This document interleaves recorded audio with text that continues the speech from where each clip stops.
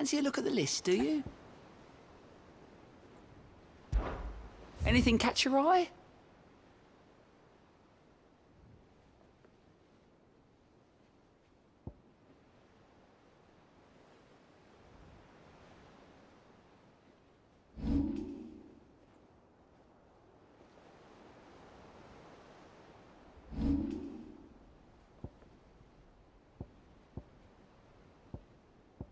Always something in there.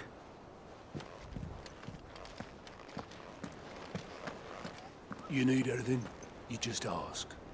We might not have your uncle's resources, but resourcefulness, we've got in spades.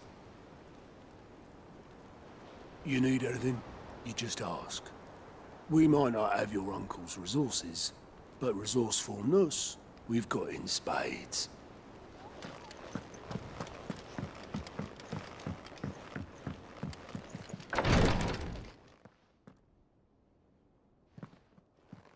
How are you feeling, Joshua? Better than I was. But not nearly as well as you should be. Your cuts and burns may have healed, but your body still bears the burden of every spell cast. And what would you have had me do? It was no ordinary foe we faced. It was the Warden of Darkness. Yet still, it was not enough. The king could have ended me at any moment, but instead chose to toy with me like a curl does a mouse. Yeah. You underestimate yourself. Oh, it was crystal clear. Only one man established his dominance that day, and that man was Barnabas. I'm sorry, brother. That was ill-spoken. It's just, I have never felt so powerless. And when so many are looking to us for strength, perhaps the prince feels the same.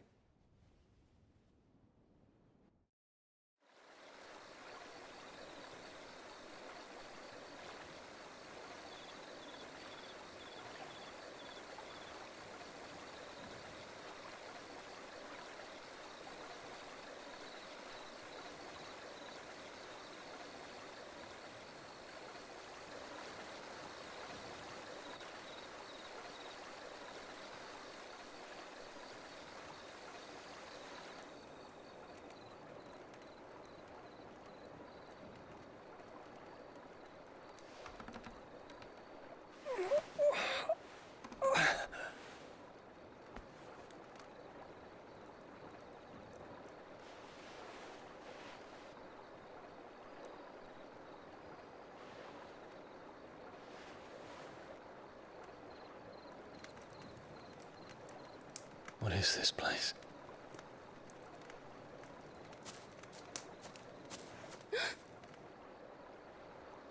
Don't move.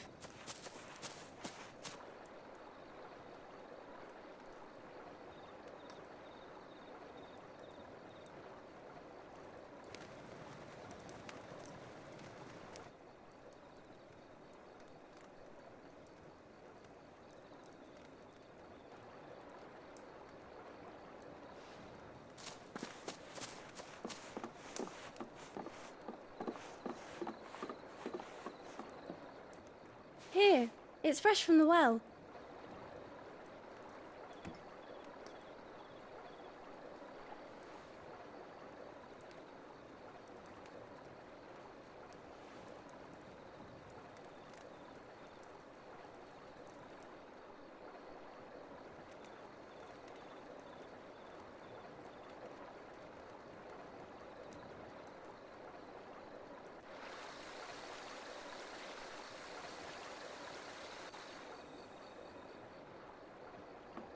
Grandmother told me spirits sometimes get lost, and that the lanterns guide them to their proper place.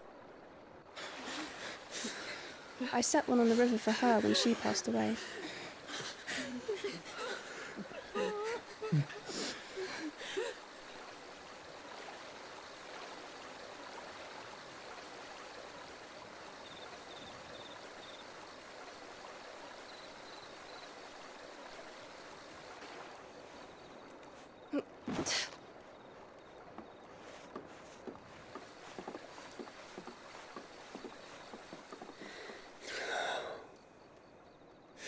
fiend works from the shadows. Was it you who guided my hand then, Ultima? No, not you. This is my doing, my fault, my sin to bear. And for it, I must atone. Your hurts are healing nicely. It was my poultices that saw you well. You make them. And sell them, or try to. Earns me enough for bread, most days. Forgive me. I have nothing to... I know, but I couldn't just leave you lying there.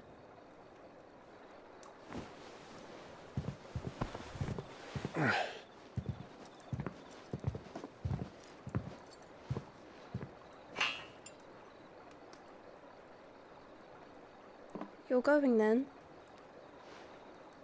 Of course. I'm healed. Thanks to you and your poultices. Will you promise to come back and visit?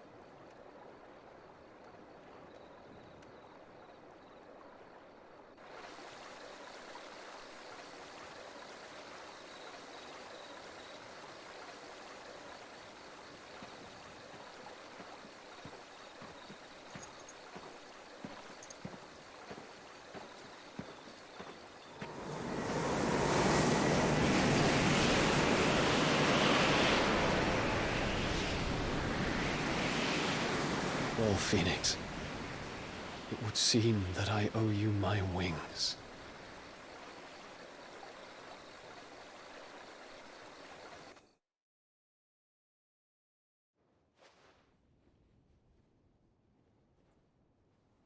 Perhaps he can find an answer. You will be returning to Waloed soon, I gather. I see no reason to wait. Then neither do I. I can think of a few, but I doubt they'll stop you. You will take your medicine. Of course, Lady Tyre. Set on leaving already, are you? How long will it take us to get back to Ash? Dunno, about the same amount of time it took us to get here. Maybe less, if your uncle can find someone trustworthy to patch up the Enterprise. All depends on where we're putting into port, mind. Yes. It's not as if we can put ashore wherever we choose. We have to assume that the whole of Ash is hostile, and that we'll be attacked on sight. Then we must find a place they won't think to look. And I have an idea who might know of one. The Professor! I'll go and tell you come in. While you're plotting our course, I'll be in the shelves with your lawsman. I wish to pick his brains about Ultima. Then I'll talk to Karen about supplies for the journey. They may not be easy to come by in Ash.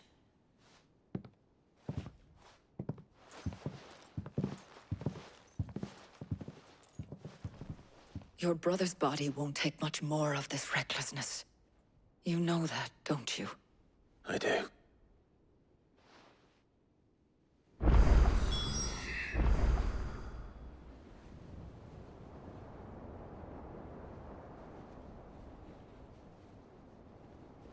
You've seen more of the world these past 5 years than most do in a lifetime. It's a shame you never had a moment to enjoy it. You've seen more of the world these past 5 years than most do in a lifetime.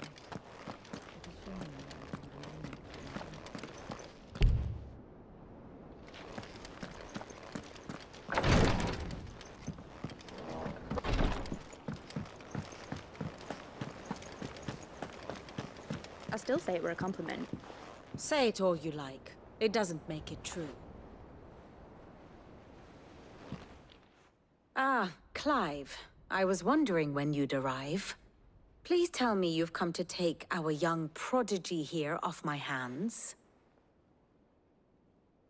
I'm not here for Mid. I need information on Ash. Then why not ask Molly if you can look in one of her ovens? Go on. As soon as the Enterprise is ready, we'll be setting out for Drake's Spine. And we're going to need a safe place to land. Preferably one that won't see my ship blown to shit and splinters. If it were that easy, do you think Waloed would have resisted invasion for so long?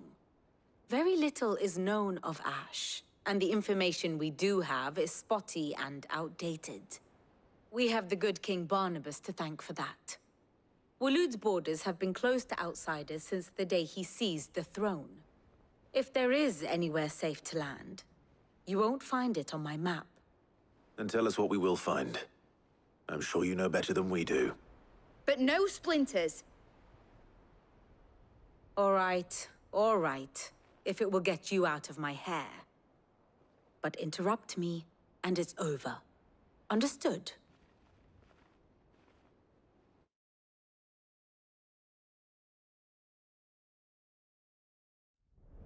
Barnabas Tharm, the one they call the Last King. Understand him, and you will understand the kingdom of Waloed. Barnabas was only a boy when he arrived from beyond the southern seas, and barely a man before he united the ragged tribes of Ash. And having unleashed them upon the formidable Veldemark, he set his throne upon the ancient kingdom's ruins. The victory sent shockwaves around Valisthea, tales of Odin's might spreading through every court, parlor, and drinking hole in the realm. Note that this was in the year 843, and that the king still sits upon his throne some 40 years later, quite untouched by time. Waloed's recent inaction left many wondering if Odin had lost his appetite for war. And yet here we are. The Einherjar was committed to the fray, a bold declaration of intent. Orcs swarm around Drake's Fang, and throngs of Akashic haunt Canvas streets. Though how precisely the havoc they wreak serves Waloed remains unclear. Regardless, if the order to attack truly came from King Barnabas, then one thing is certain. Waloed has achieved the impossible, and made bedfellows of beastmen and the ether-addled alike. All of which is a roundabout way of saying that you will be in unknown territory when you set foot on Ash. Much of the continent has already been lost to the Blight, and what few ports remain will be fiercely guarded. And that is to say naught of its natural defenses. Offshore currents will cast an ill-equipped ship out to sea one moment, and dash it against the rocks the next. But then the Enterprise is anything but ill-equipped, and Mid has made land there before. Now, if only there were someone with an intimate knowledge of the Shadow Coast, and where a daring gentleman might put ashore.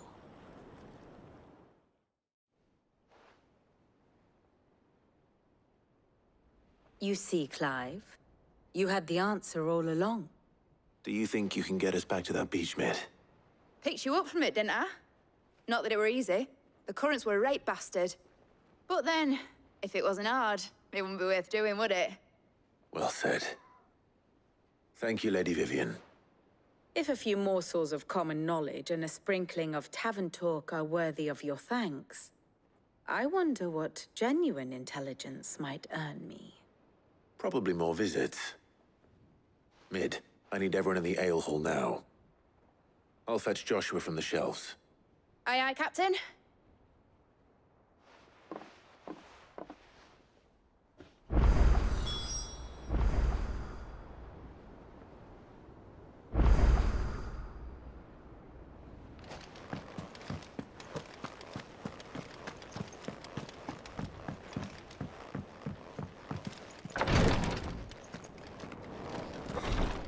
She can't keep this up much longer. Glory to Griga. There you are. And not a moment too soon. What's happened? Taya's busy working herself into an early grave. Since the arrival of her latest patient, she's refused to stop, even for a moment. I've tried offering to see to him in her stead, but she won't hear of it. Clive, she hasn't left the infirmary in days. She's pushing herself too hard. And if she doesn't rest soon, will you talk to her? order her to her chambers if that's what it takes. Because if she keeps this up, I fear the hideaway will be without its best physica before too long. I know better than to order Taya to do anything. But I'll speak to her. Thank you. I pray you have better luck than I did.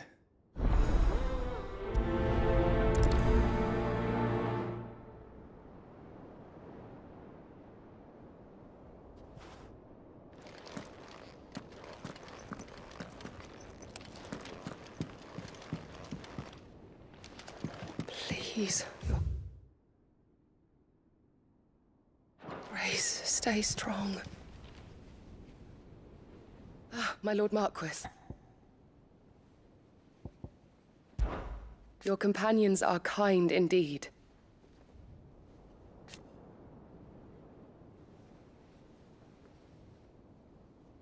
I must admit,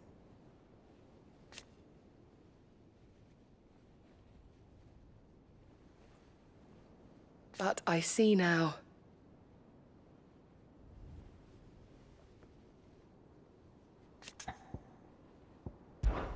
It was the greatest honor of my life.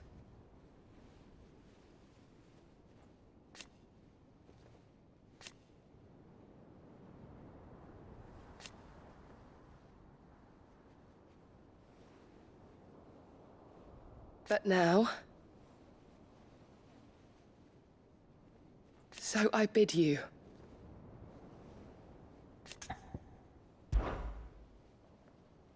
Yote, is anything the matter?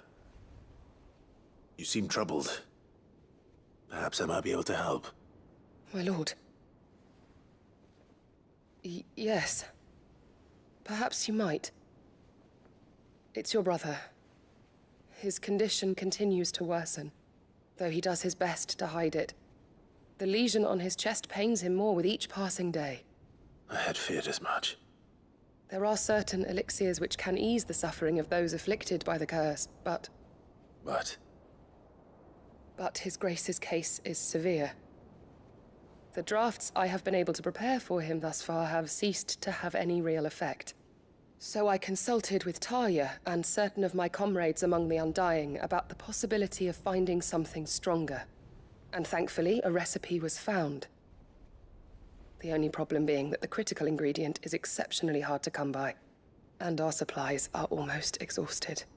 Unless we can secure more soon, your brother's anguish will likely become unbearable. My lord, I know that I have no right to make demands of you. But would you help? For Joshua's sake. For Joshua? Anything. Thank you, my lord. So, what is this critical ingredient? A rare herb by the name of stonerwort. It grows only where the ether is densest. The vigor it stores in its stems helps to counteract the curse. We discovered a patch near the aqueduct in Rosaria. But alas, yet more ether has erupted from the earth there recently, leaving the whole area flooded. The search continues for a new source. One that we might reach without being turned. So it's only that you can't reach it? The Stonerwort itself is unharmed by the flood? Well, yes, but... Then I shall go in your stead. But, my lord... You've yet to find another source, correct? So for now, the aqueduct is our best hope. Besides, I'm a dominant. The ether can't hurt me. Well, if you're sure, my lord. Stonerwort is easily identified by its blood-red blooms. Search around the aqueduct, and you're sure to find some soon enough. I shall remain here and prepare the other ingredients.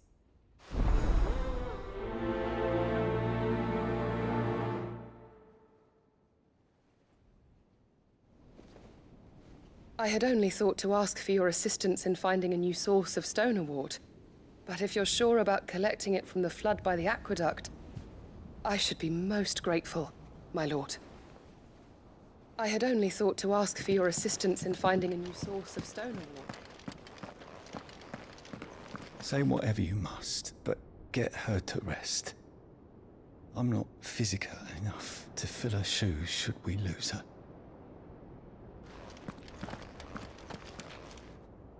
Well, Talia, Rodriguez worried about you. And if what he says is true, then so am I. We all admire your dedication, but you do need to rest. I will, when it's time. Until then, I'm staying put. We owe him that much. Who is he? Someone from my past. Someone who doesn't deserve to die alone. It won't be much longer. The crystal's curse has almost finished its work. If I had the tears, I could ease his passing. But without them, we've nothing that will touch the agony of those last few hours. How would tears help this man? Not my tears. Tears of mercy. Alicia, it's the only thing strong enough. You wouldn't, Talia. Surely. There must be something we can do for him. Sometimes an easy death is the greatest kindness we can offer. You do well to remember that, Rodrigue. I will. We have all the ingredients we need for Alicia Balwam. It needs to be fresh, though, so we rarely have much to hand. I can make the draft if you can bring me what we're missing. Just tell me what you need. There is a species of venom-weeping spider that lives in the forests of Norvent, near Lorbert's Pass. Bring me one of their eyes. Preserve it as best you can, but avoid contact with the tears. I'll make sure the other ingredients are ready before you return.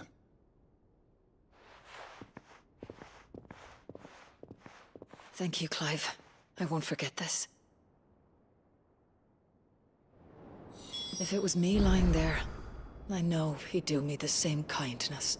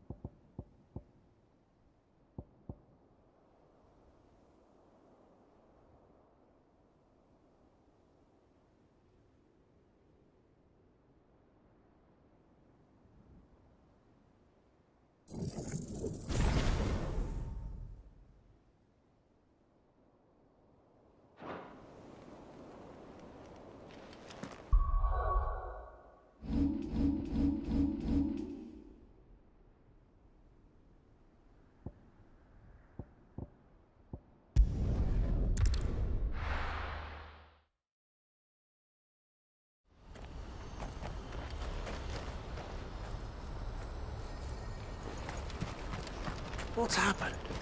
Cards at the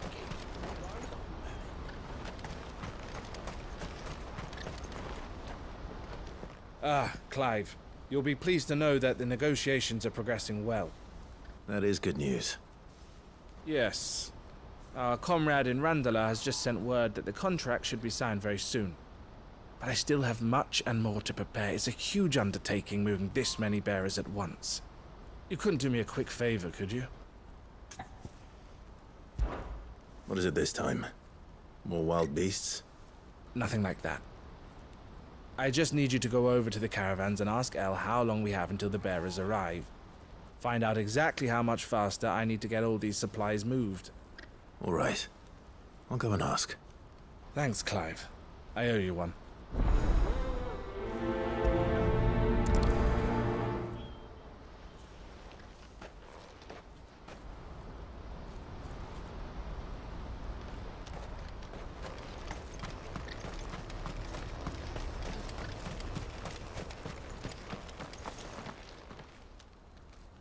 Don't blame yourself, El. This is their fault, not yours. I know, but No buts about it, all right?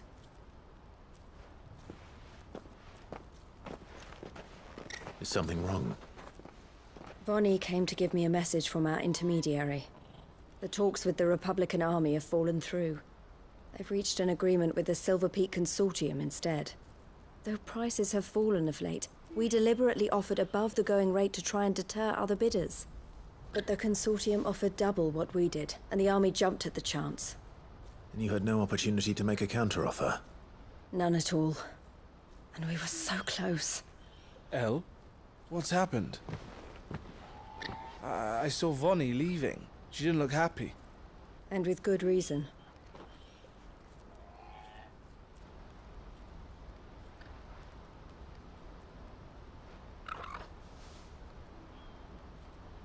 But I thought we were the only ones the Fist was speaking to about the bearers. How did the Consortium even find out about this? It's not so surprising. They have ears all over the Republic. This isn't over. The Consortium will have to sell these bearers eventually, and at the price they paid, buyers will be few and far between. I'm going to Randalar myself. Alone? You sure that's wise? Are you offering to be my bodyguard? How kind. Meet me at the checkpoint near the capital gates. I'll send an owl ahead and request a meeting. You go to Cashlock, Theo, and get everything ready. We've waited far too long as it is. Even if I fail to free these bearers, there will be others. Someone needs to prepare the place and keep any prowling beasts at bay. Oh, and that's me, is it? Well, it looks like I'm following orders till she gets back from meeting the Silver Peak Consortium, who've been doing their best to undermine our scheme. She'll never join them after this, surely. No, she said it herself. She still has plans for Cashlock, even if this one falls through. She means to stay with us, then.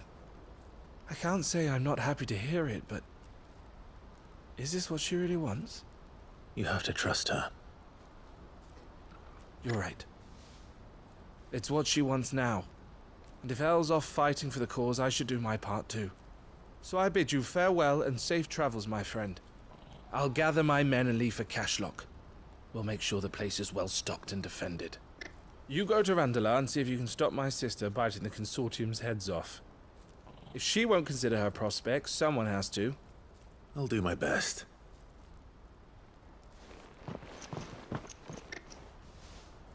All right. To Randalar, then. And better not keep Eloise waiting.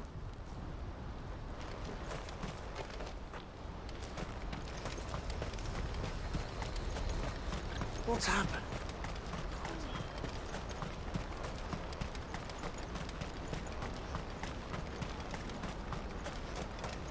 What I wouldn't give for a hot meal. Looks like this is the end of the road for us. When are they gonna let us through?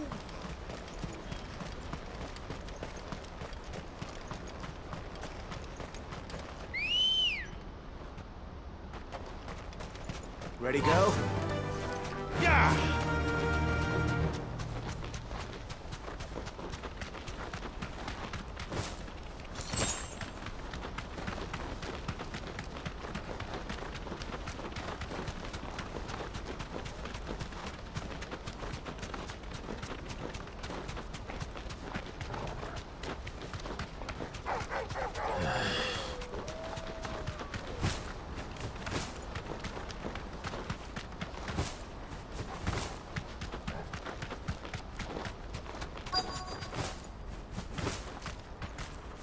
You deserve a rest.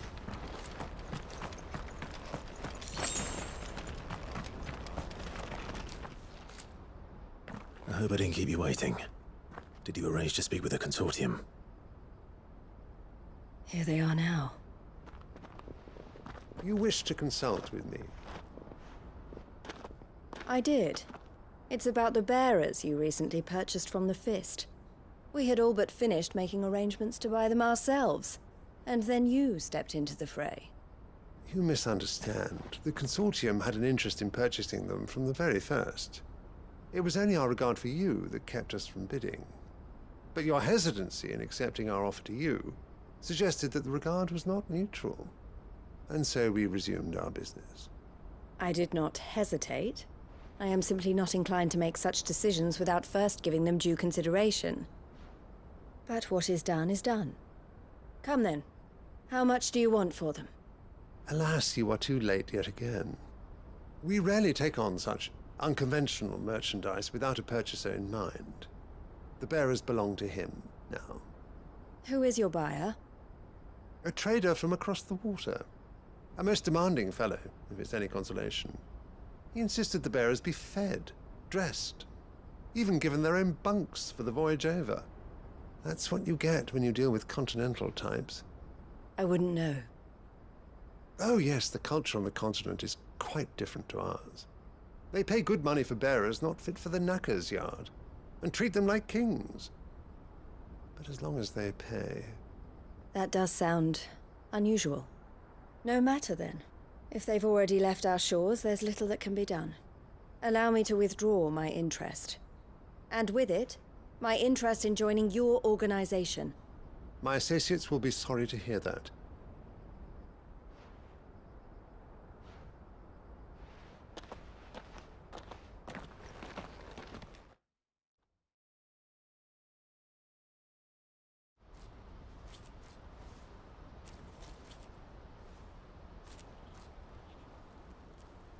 I'm sorry you weren't able to save them. As am I. But I only have myself to blame. He was right, you see. The Silver Peak Consortium did intend to buy those bearers before I did. Their representative hinted at a possible purchase when he came to recruit me. I feigned interest in joining them in the hope he might be encouraged to tell me more. And he did just that. As soon as he left, I sent my own offer to Randalar. So you never... No. I entertained the Consortium's proposal solely so I could learn more about those bearers. But I was a fool to think they wouldn't find out. I knew exactly who I was dealing with. You tried. I did. And if what he said was true, the bearers are to be well treated. Which is something, at least. But they deserved more. I wanted so badly to see them freed. Eloise! Eloise! Word from Cashlock. The village is under attack. A pack of beasts have come down from the mountains, and there's a dragon at its head. Theo and the others are trying to hold them off as best they can, but the odds are against them. They need help, and fast. Theo! I'll go on ahead. Thank you, Clive. I'll gather some men and join you there. Just... make sure he's safe.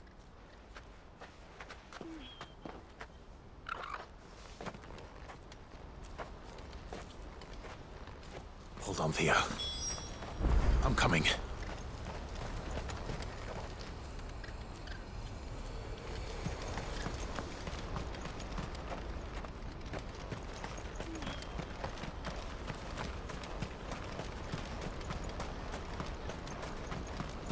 What I wouldn't give for a hot meal. Looks like this is the end of the road for us. When are they gonna let us through?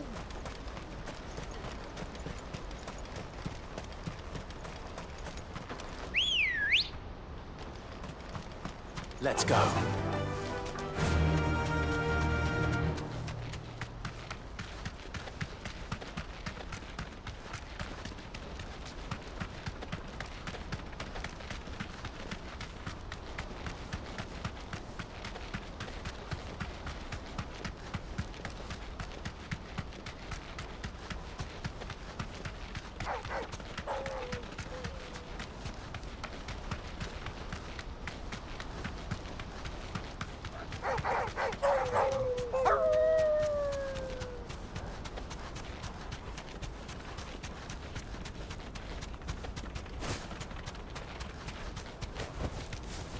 walk from here.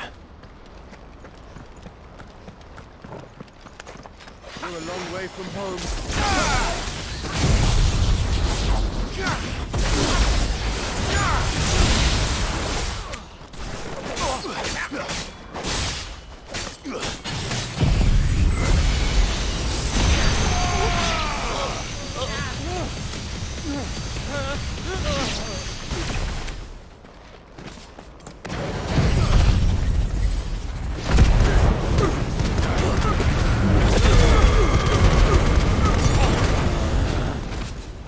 Stay down!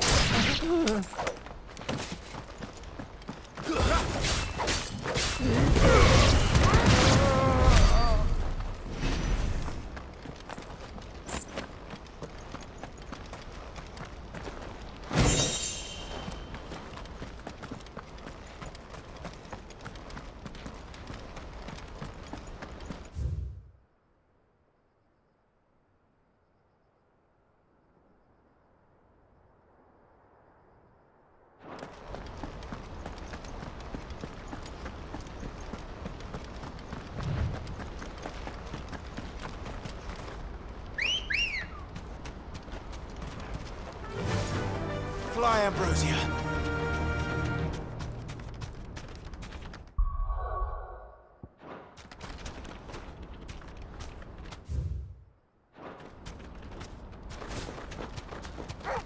All right.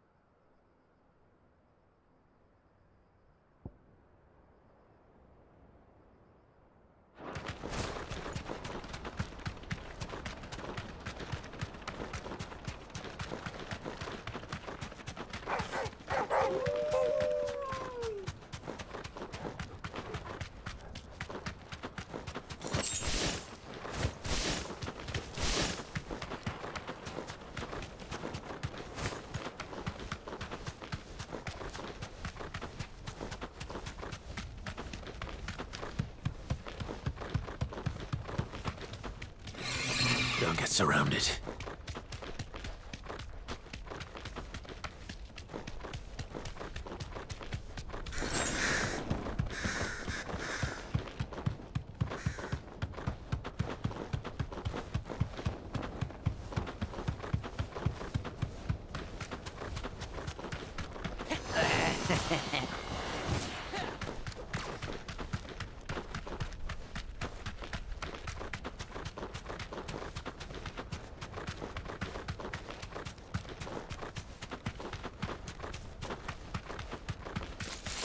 Time to fight.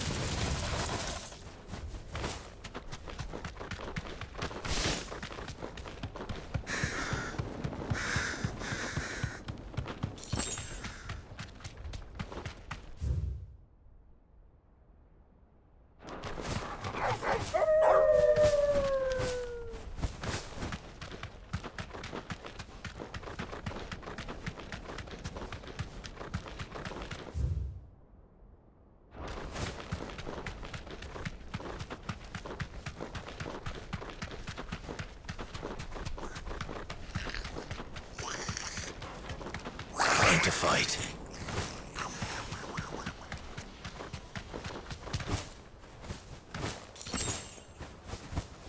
Back to the stables, girl.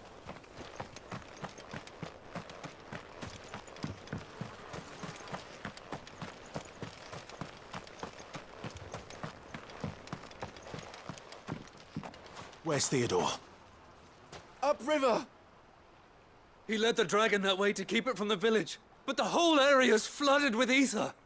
We just have to pray he makes it out in one piece. I can do better than that. Torgal, with me.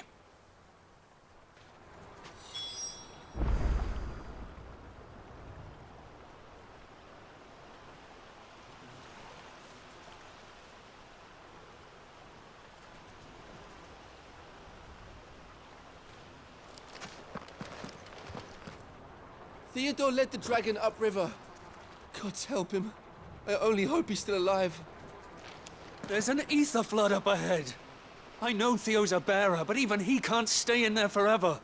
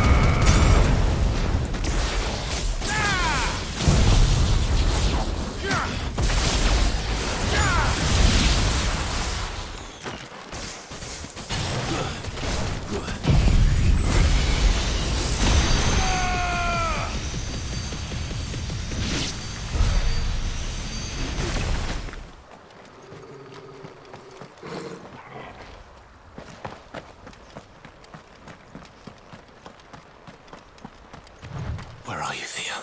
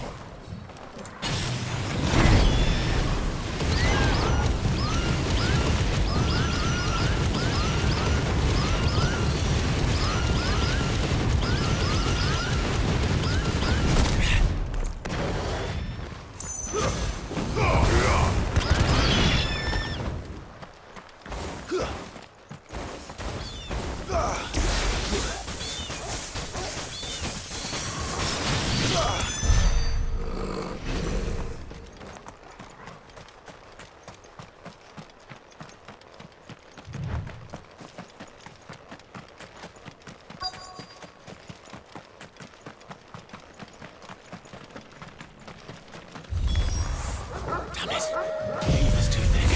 These creatures have already turned. Farewell. Enough.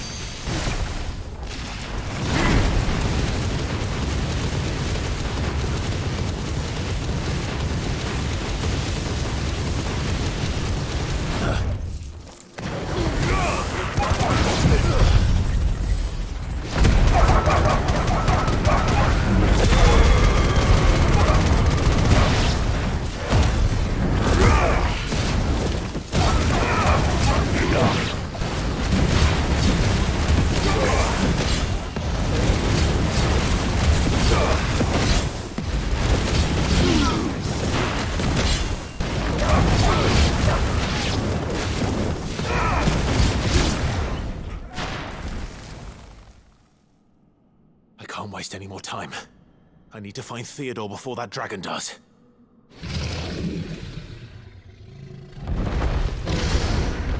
Looks like it's found me. This thing's turned as well. This isn't going to be easy.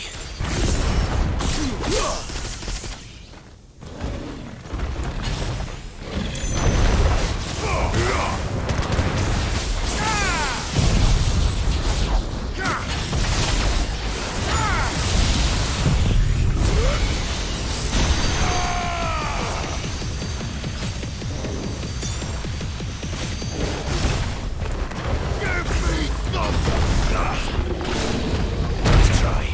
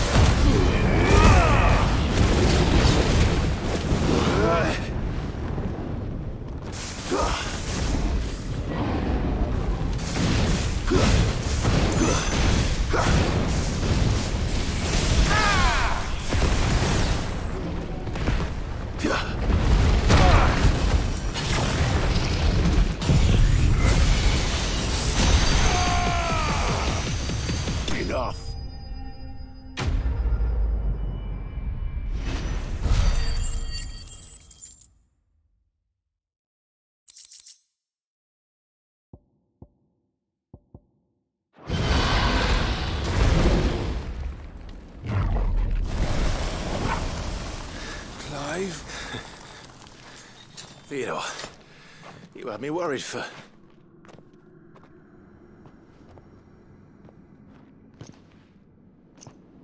We have to get you out of here.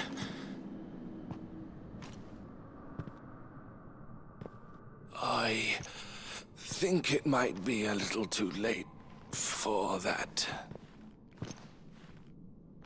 Bearer or no, there's only so much ether a man can take, and that Drake just wouldn't let me leave. You have my thanks, Sid, for finishing what I could not. For keeping Elle's dream. Theodore!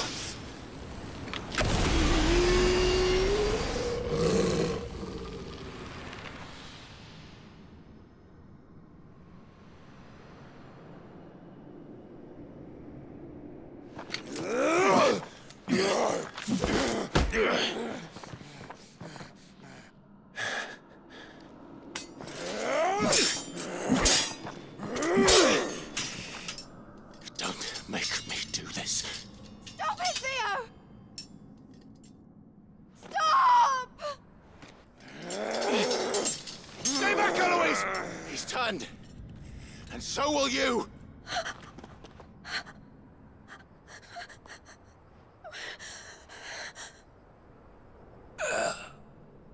Elle. Theodore.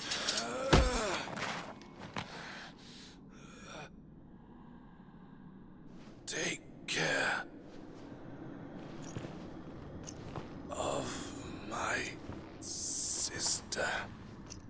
Theodore, wait. Goodbye, Elle.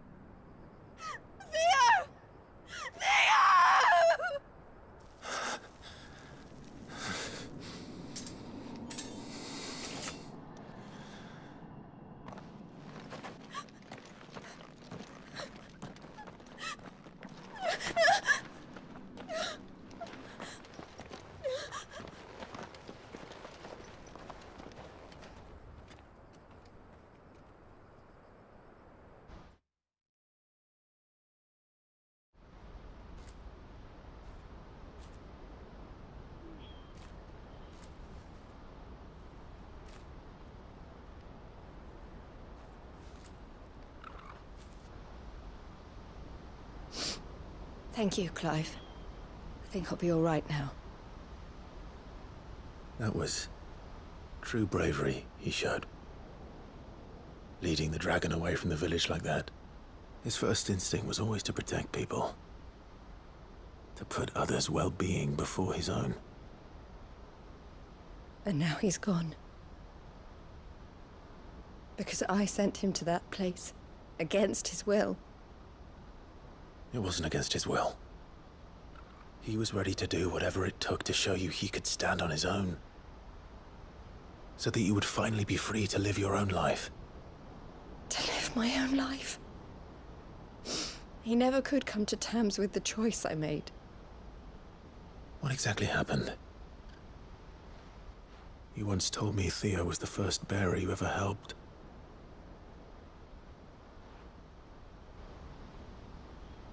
We grew up in Canva. We were born to one of the great trading houses. And I was chosen to inherit the family business. I had my father's head for figures, you see. Theo did not. While I studied the art of commerce, he played at soldiers instead. A late bloomer, in more ways than one.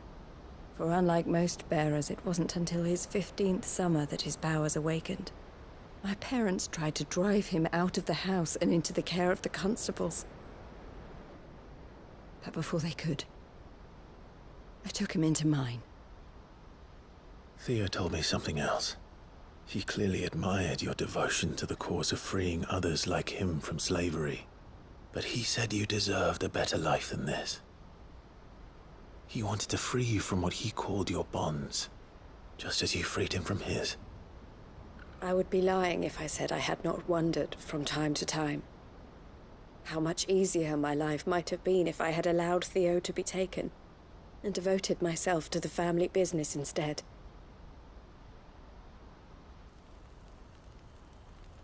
But I have never regretted the decision I made. Being with my brother meant more to me than tradition or reputation. I only had to look at him to remind myself of that night and the choice I made, and the fact that I would make the same choice again in a heartbeat.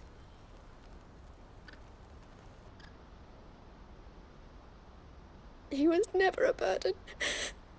How could he even think that? If anything, I was the one who weighed him down.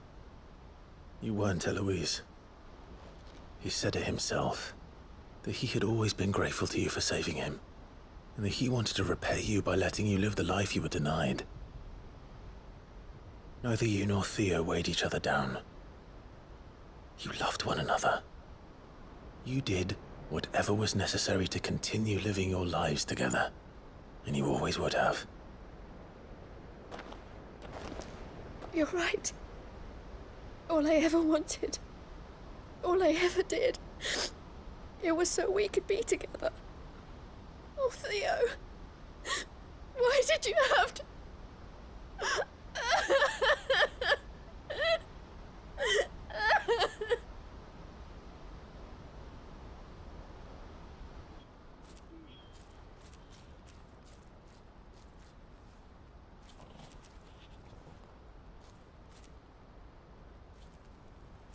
I know Theo wanted me to move on, but I'm staying here at the Crimson Caravans to continue our work. We can make a difference here. We can help people, save them. I need nothing more from life than that. So I'll carry on doing what we do, ensuring that goods, people, bearers get where they need to be, bringing smiles to people's faces just like we always have, and to Theo's. Wherever he is. This is the life I have chosen. The life I will always choose. I've made a choice of my own, to continue helping you however I can, whenever you need it. Thank you, Clive. Let's go on together then. For Theodore.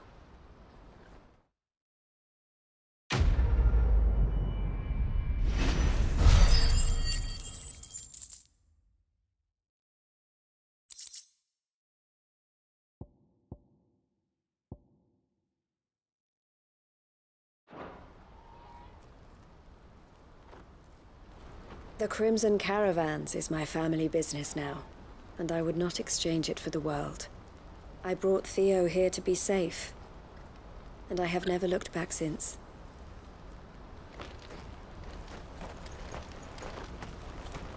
Eloise isn't the type to give up. Maybe not.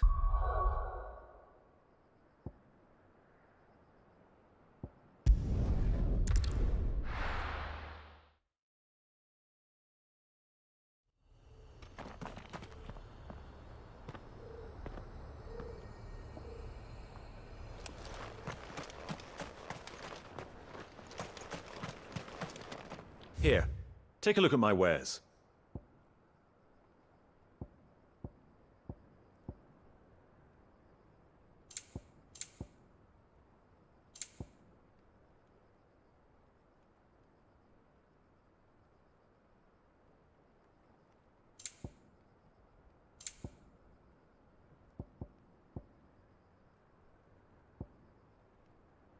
Take care.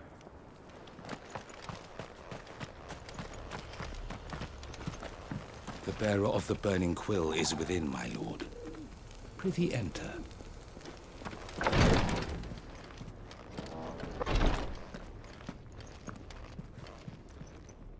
Lord Rosfield, is there aught the Undying might assist you with this day? Perhaps. My brother said that your order was helping him with his quest to uncover Ultima's origins. Have you learned anything of note since last we spoke? Little and less, I regret to report. I see. Be assured, however, that we will not rest until the truth is known. Even now, our archaeologians scour ruins in every corner of the realm for traces of Ultima's touch. Fallen ruins, I take it. Dating back as far as Phoenix Gate. Indeed.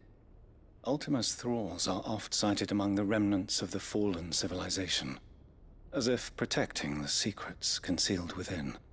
Secrets we'd see unearthed. Should our methods be of interest, my lord, mayhap it would please you to observe some of our number at work. Would that be possible? Of course. A survey is being conducted not far from here. Perchance you are familiar with Kretov, a small hamlet built around a fallen airship.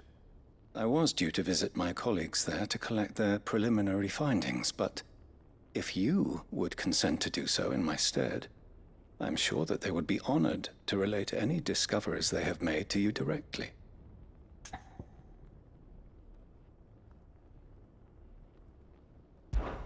All right. I'll go and meet with them. They will be most gratified, I am sure. Might I suggest you take the road through Titan's Wake?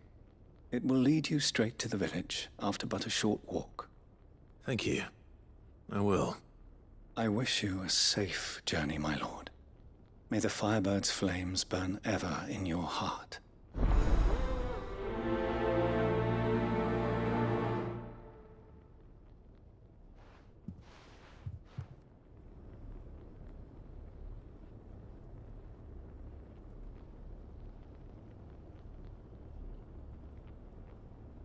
My colleagues await you in Kretov, my lord. But say the word, and they will be only too glad to share their findings.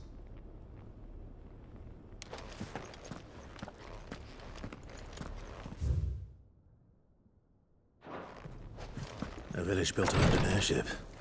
Sounds like another Lost Wing. I hope the inhabitants are just as friendly.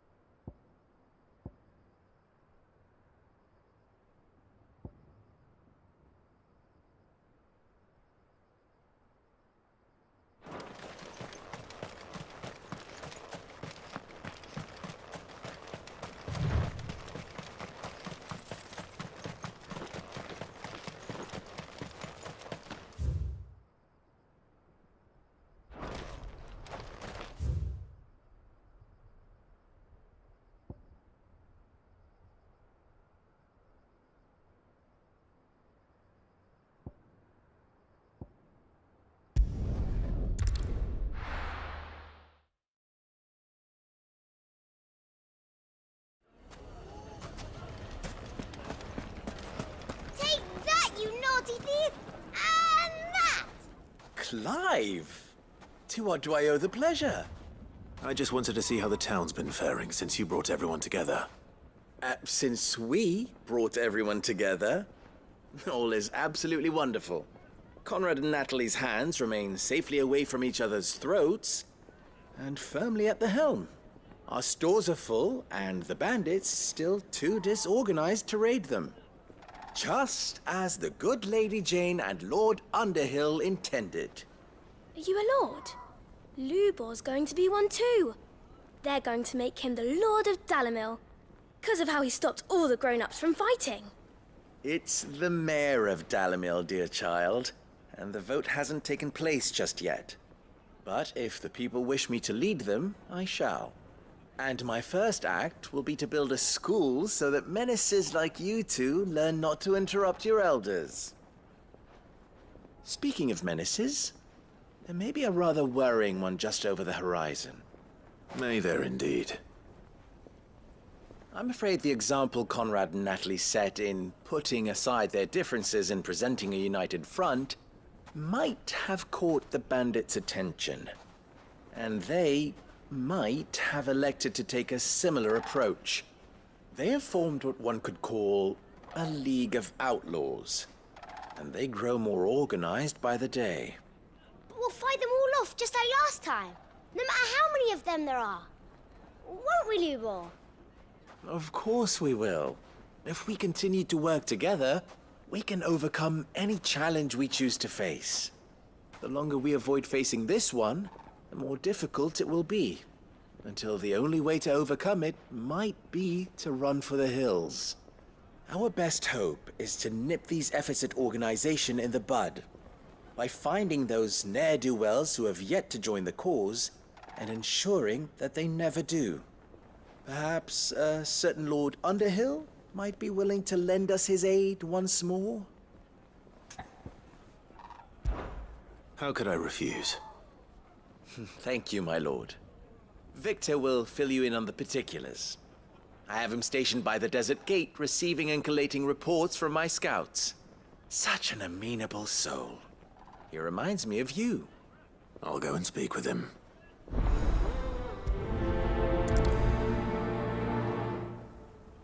What's the difference between a lord and a mayor?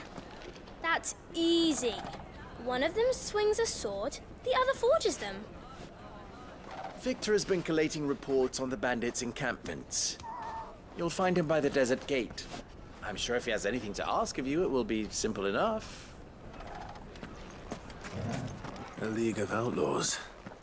Sounds like we have some competition.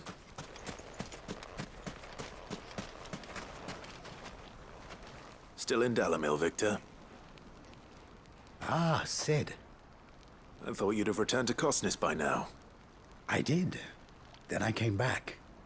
I've developed something of a fondness for the place. And having worked so hard to see it saved from one fate, it would seem remiss to abandon it to another. A sentiment Master Lubor certainly isn't shy about exploiting. Hence my doing his bidding yet again. You're not the only one. What does he want you to do? He asked for my aid in putting down the bandits. And he said that you might be able to help me find them. Then you've come at just the right time. I was on my way to speak with Conrad about how to organize our forces. There are more camps in the vicinity than we can safely strike at once. But we must strike together, and we must strike soon at as many camps as we can. We can't give this league of theirs time to rally its forces. All right. Which camp shall I take? There's one upriver. Just out there, across the dunes. Leave it with me. The camp is in the desert to the north of here. You know what to do.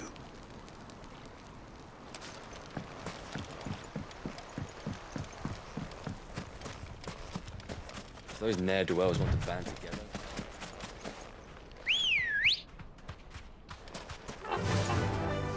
Faster! Time to fight.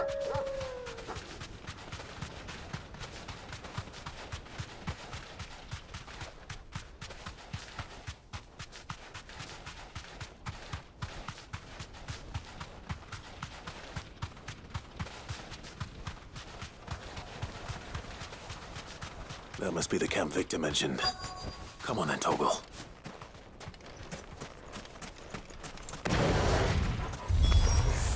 That's him! The one who killed Locke and Fingers!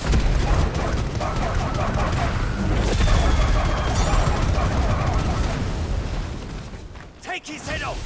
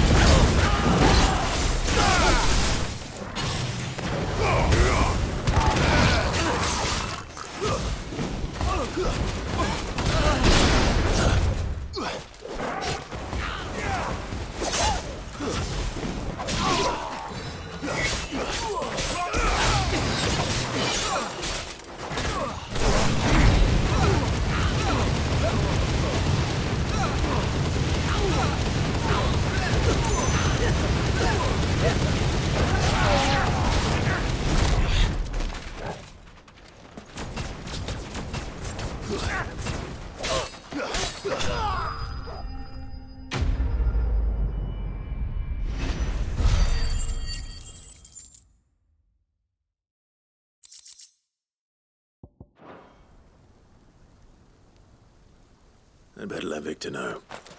Sid, where are you? Ah, I see the bandits didn't pose you any trouble. No, but that's not why you're here, is it? No. Something's happened. We need you back in Dalimil. What is it? The whole town's in uproar.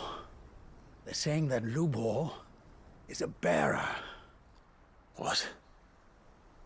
Seems that one of our parties wasn't as thorough as they should have been. They let one of the bandits escape, and his escape route took him right through Dalimil. Some of the children spotted him, and he was about to silence them. And when Lubor felled him with a bolt of magic, and without a crystal. But that's not possible. It is, if he's a bearer and has been hiding it all these years, which is what people are saying. If he has, well, I wouldn't blame him. No man is branded by choice. Still, all those people see is a man who's lied to them all his life. One who was made a leader of himself when the world believed he should have been a slave. Fuck. I don't know where we go from here, but I know one thing. Lubor needs all the friends he can get right now. You're right.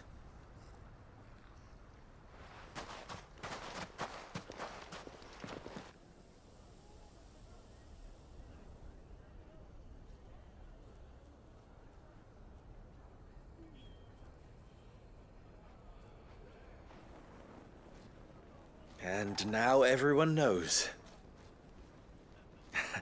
I made it a habit to keep a crystal close at hand for just such an occasion. And when that occasion arose, I forgot to reach for it. Well, it was bound to come out sooner or later. We're sorry, Lubor. We tried to keep running, but we just couldn't anymore. There's nothing to be sorry for. I rather enjoyed playing the hero for once.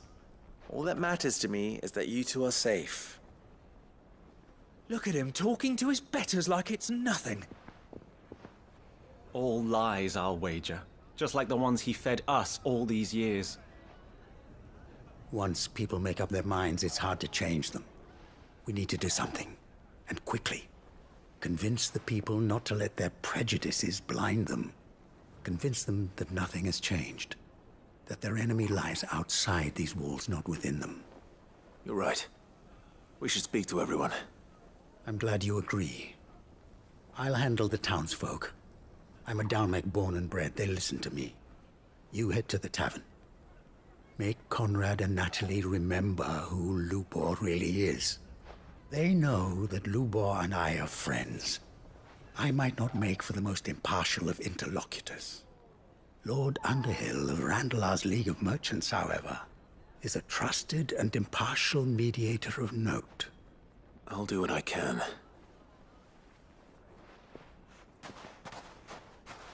Lubor, stay here with the children. I can't promise anything, but we'll try. And that is all I can ask of you.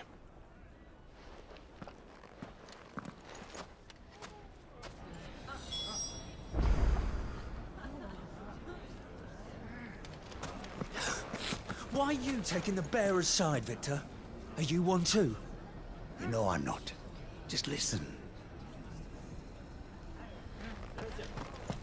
Why do they always have to make such a fuss outside? It's driving away our customers. He knew all along that he was playing us for fools. And we fell for it. We followed him. A bearer.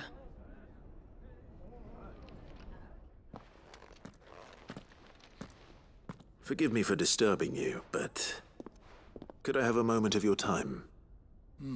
I've seen your face before. As have I. Lord Underhill, wasn't it? Of the League of Merchants. That's right. I wanted to speak to you about Lubor. The rumors that he's a bearer. All true, I'm afraid. He'll never be mayor now. Not if I have anything to do with it. But what of his wares? Bearer or no, his steel is highly valued throughout the Republic. In this at least, he's done the town a service. Might that not earn him a little leniency? Leniency?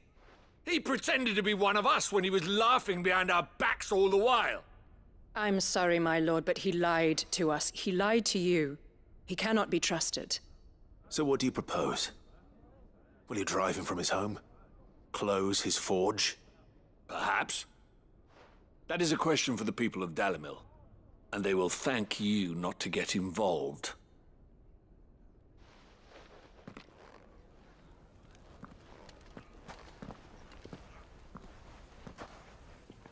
The townsfolk have made their minds up. There was nothing I could do. Nor I. Conrad and Natalie refused to consider anything but their own wounded pride. You never know. Once their anger is cooled, they might see things differently. For now, we should report back to Lubor. All right.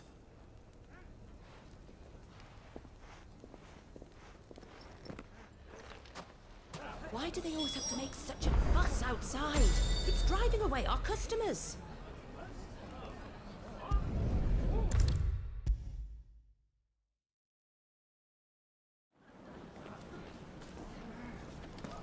I assume the situation is hopeless? There's still hope.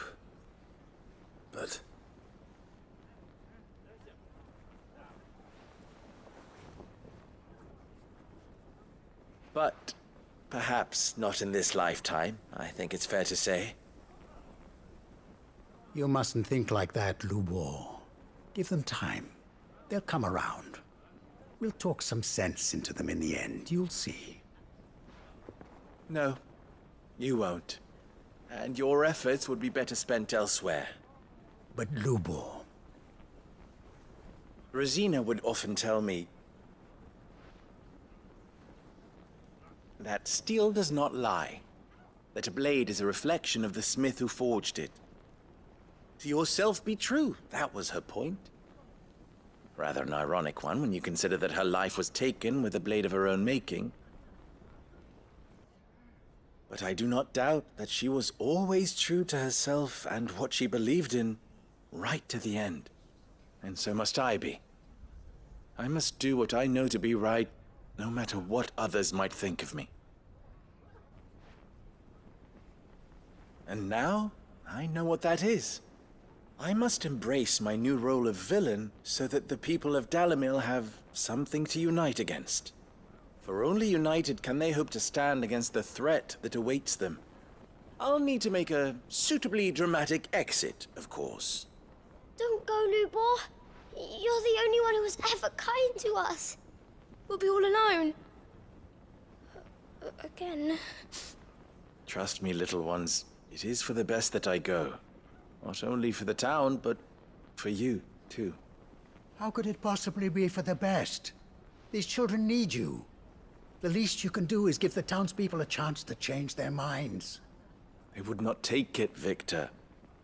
It's over. Over, you say? And so just like that, you're going to throw this town and these children to the wolves? I thought you were better than this. But it seems you had me fooled as well. Victor. Forget it. Do what you will. You sure you're making the right choice, Lubor? Of those available to me, I believe it's the best one. Yes. Ah, but where are my manners? Here. A reward for clearing out that bandit camp. Right then. I have packing to do. If there's anything I can do. Anything. I'll bear it in mind. Thank you.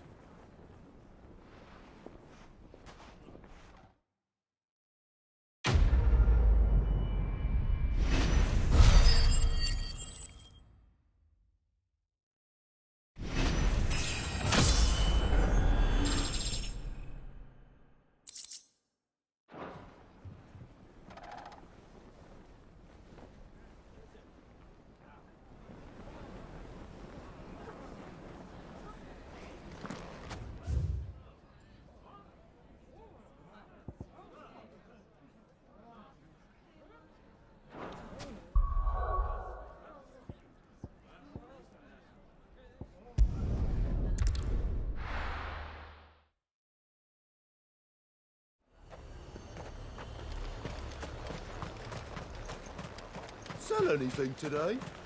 As much as you, I'll wager.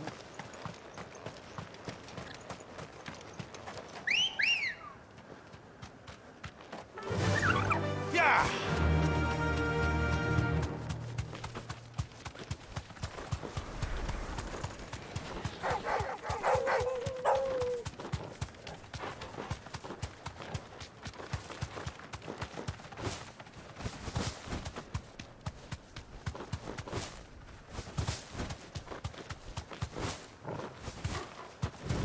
All right.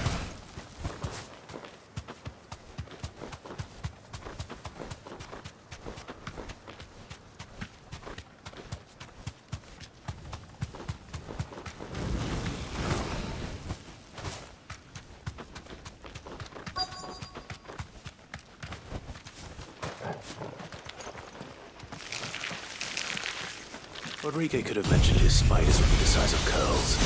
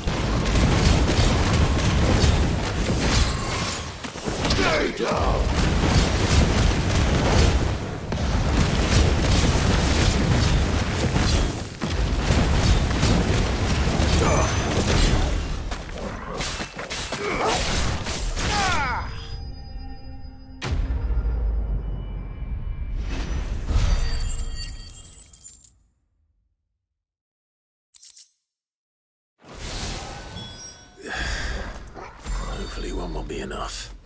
Rodrigo will have prepared the other ingredients by now.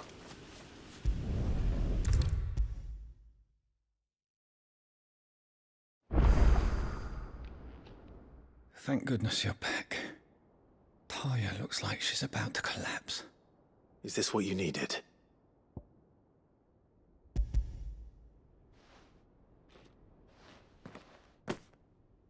Yes, it is. Thank you, Clive. I'm loath to give a patient Alicia, but Taya's right. Sometimes it's all we can do.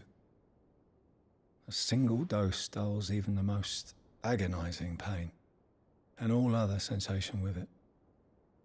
It may be a gentle way to die, but it is death nonetheless. I wish there was another way.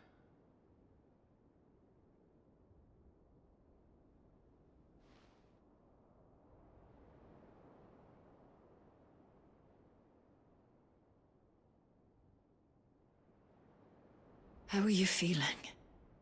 Light, mid-here. Drifting on waves. Good. Just relax. Let the waves carry you to a better place. Thank you, Daya. I'm so proud of you.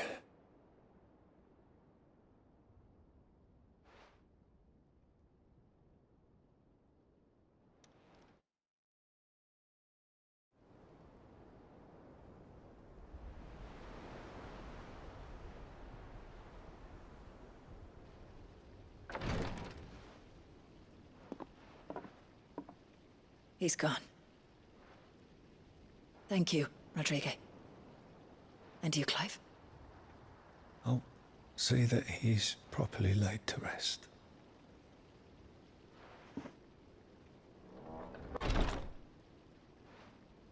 The man you helped today was my mentor, back in the Southern Isles, on the front lines of some meaningless war. I was still a child when they shipped me to their triage tents, to treat the wounded with my gift. But in such blighted lands, I was next to useless. Until he taught me the true physicker's art, that is. An art we would be lost without. Tears of mercy were his gift to the bearers of the world. A respite from the agony of the curse's end. And a kindness Sid would have approved of. You know as well as I what life is like for a bearer soldier. Marched from one battle to the next, never knowing which might be your last.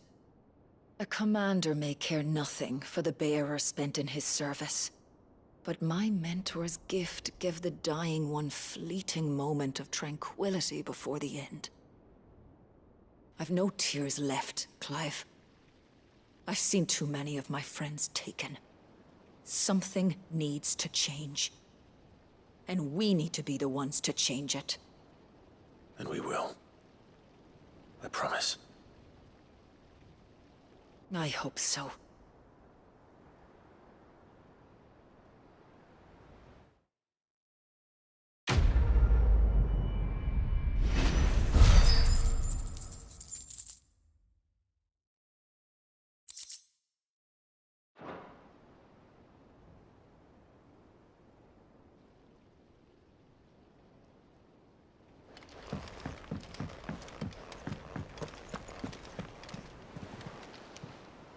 Oh, I wasn't expecting you back so soon. Is everything we've received and everything promised? All yours. All done?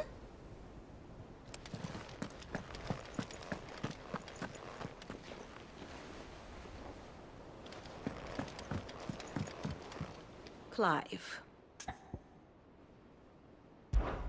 Allow me to educate you. Very good.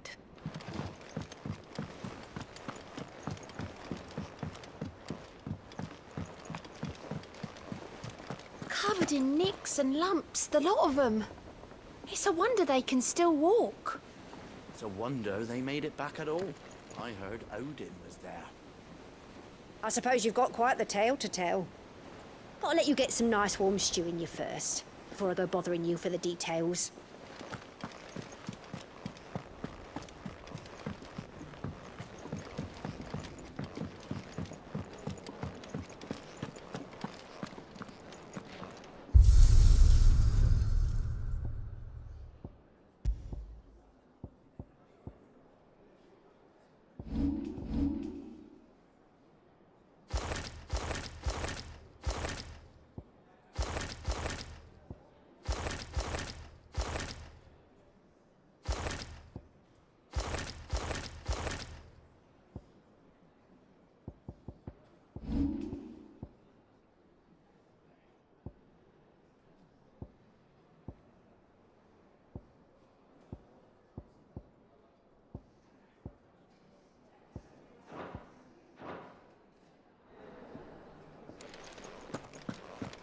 don't tell me you've run out of Pepio nuts and all. What do you expect?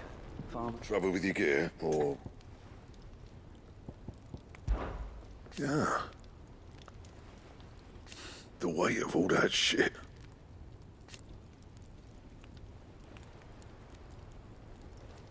Clever girl, that one. So, what'll it be?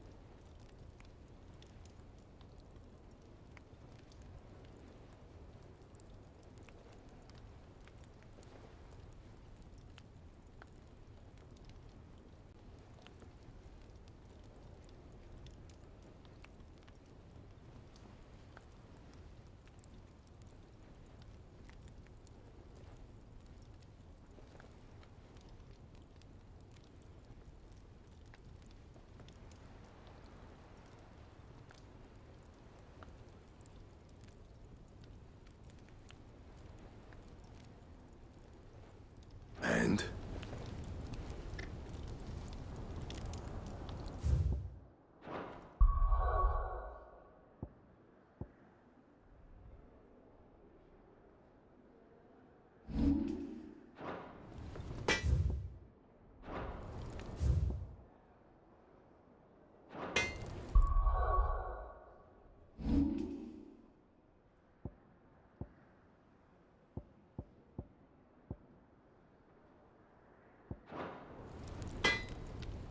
What do I owe the honor?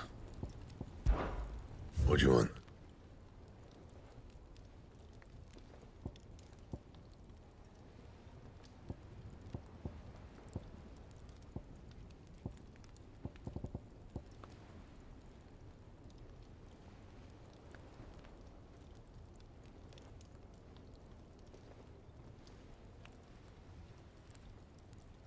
And?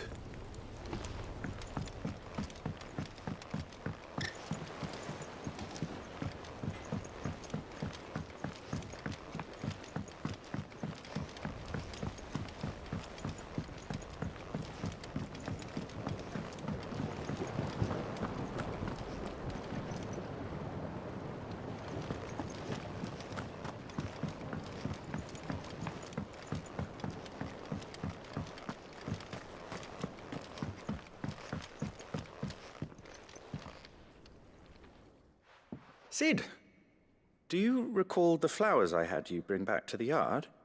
Vaguely. Is something wrong? I'm afraid so.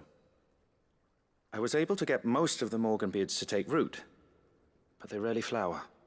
I fear the soil here does not agree with them. However, I believe I have a solution. I can't wait to hear it. I'm going to marry the Morganbeards with Morbles. I know, but hear me out. Morbles are possessed of a highly choleric temperament. The fire which drives them appears to be maintained by an abundance of nutrient-rich ether drawn from their environs. I believe that by grafting a Morble vine to a Morganbeard, the appendage's wealth of vigor-inducing nutrients might well stimulate the flower to bloom. The endeavor, I assure you, is scientifically sound. I simply need a vine to prove the theory. And all you need is a single vine from an ordinary Morble. That is correct. A single vine. As for the Morble, I fear ordinary may not suffice. But, as luck would have it, a most extraordinary specimen is rumored to haunt the swamps of Rosaria. Why, a notice concerning this very creature was only recently posted on the hunt board. How timely. Well, I shan't keep you any longer. I know you have much to do, as do I. Now, where did I put my watering can?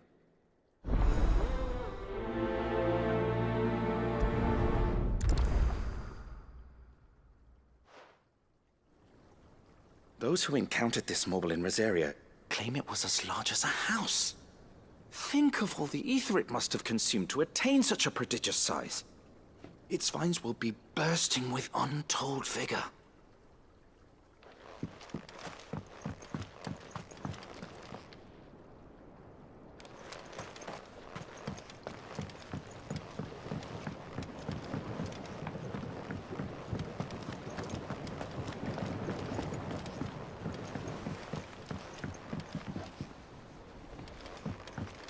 Lady Karen's.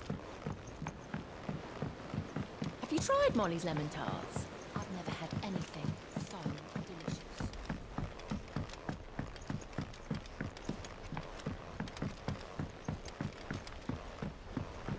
Canva lost? It can't be true. I'm sorry. Miss, can we read Miss Editor's story for our lesson today? What a wonderful idea, Joseph.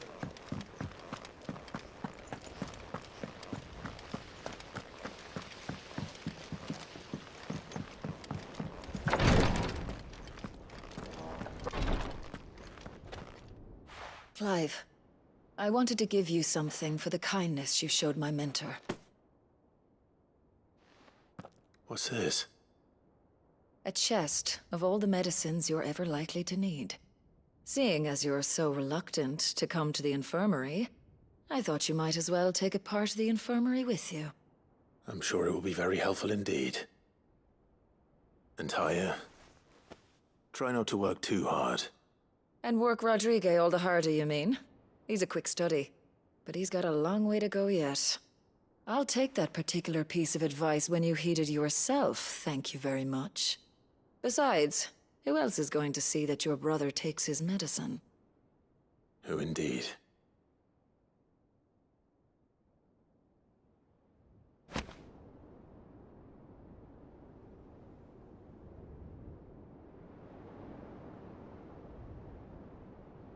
I'm glad I was there for his final moments. He deserved the peace he chose.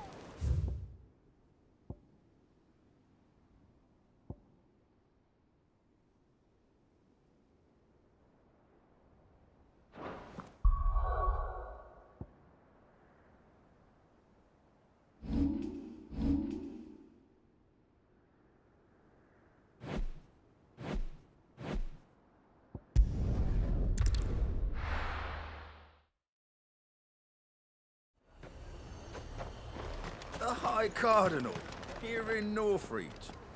That's what I heard.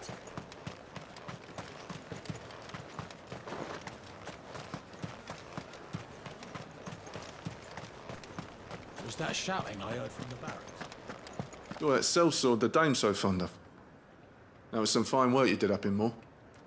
We'll, see to our own affairs from now on now. Duke's got big plans for the Empire.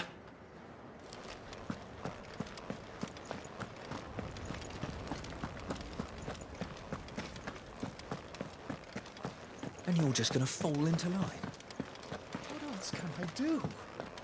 I'm a soldier.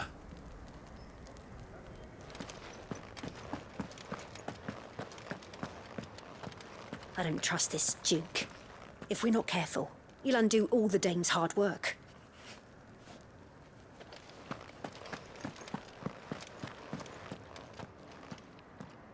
Oh, Clive. What am I to do? My wards and I may soon be without a home. What's happened? The High Cardinal has descended from his lofty throne and taken up residence here in Northreach. The High Cardinal? Leader of the Council of Elders, second only to his Radiance at the head of the Imperial government. Not that any of those things still exist. Now he goes by his noble title, the Duke of Oriflamme. And what does he want with Northreach? He wants to transform it into a military stronghold, a foundation upon which to build a new Sambrec. He's already secured the support of the various army remnants, with promises that they shall be afforded the respect they deserve in his empire. One built on the confiscated property of the people. He would rob the populace to pay for it. Believe me, I have used every means of persuasion to discourage him from this folly. But for whatever reason, he will not listen to me. What does Captain Philippe make of this? When the town was under attack, it was him the soldiers rallied around. Couldn't he use that influence again? How? By speaking out against one of the most powerful men in Sambrec. A man whose stated aim is to revive the empire Philippe's comrades swore to serve, and to improve the soldiers' lot within it. The captain can offer them a regular supply of gruel, and an occasional trip to the Vale to help them forget the terrors they face each day. The Duke offers them a vision of strength and safety. No. Any attempt to incite mutiny would cost Philippe the support of his men, if it did not cost him his life. But given the mood around town, mutiny may yet be unavoidable. The people have little appetite for further deprivation, least of all when it serves only to elevate others. And who could blame them? Clive, would you appeal to the Duke on my behalf? For your services to Northreach, you have the respect of the soldiers, and they will take you to His Eminence if you ask them. And unlike Philippe, no bonds of loyalty prevent you from speaking your mind to the man. Well, will you try? You could hardly fare any worse than I did.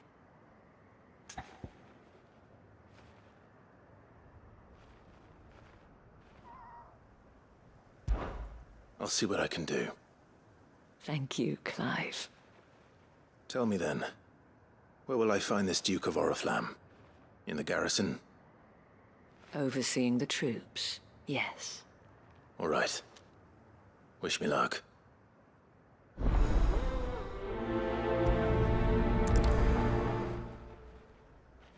The fact that the soldiers trust you may well carry some weight with the Duke. He needs their support, after all. I only hope that you can make him see sense before he tears the town apart. I may have met this Duke before, at the Remembrance Ceremony. Let's hope I didn't make a strong impression. It's not only control of the garrison he wants, it's the whole of Northreach.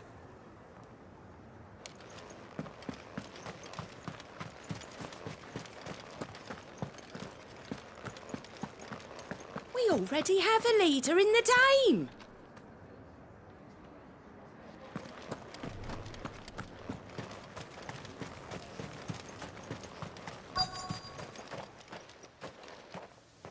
Halt! Oh, sorry about that. You're the Dame's man, aren't you? You got some business with the captain? No, actually. With the Duke. I was hoping I might be able to speak with him. We're under orders not to let any civilians pass. But you should be all right. His Eminence has heard all about you and your heroics. Wait here. I'll go and ask.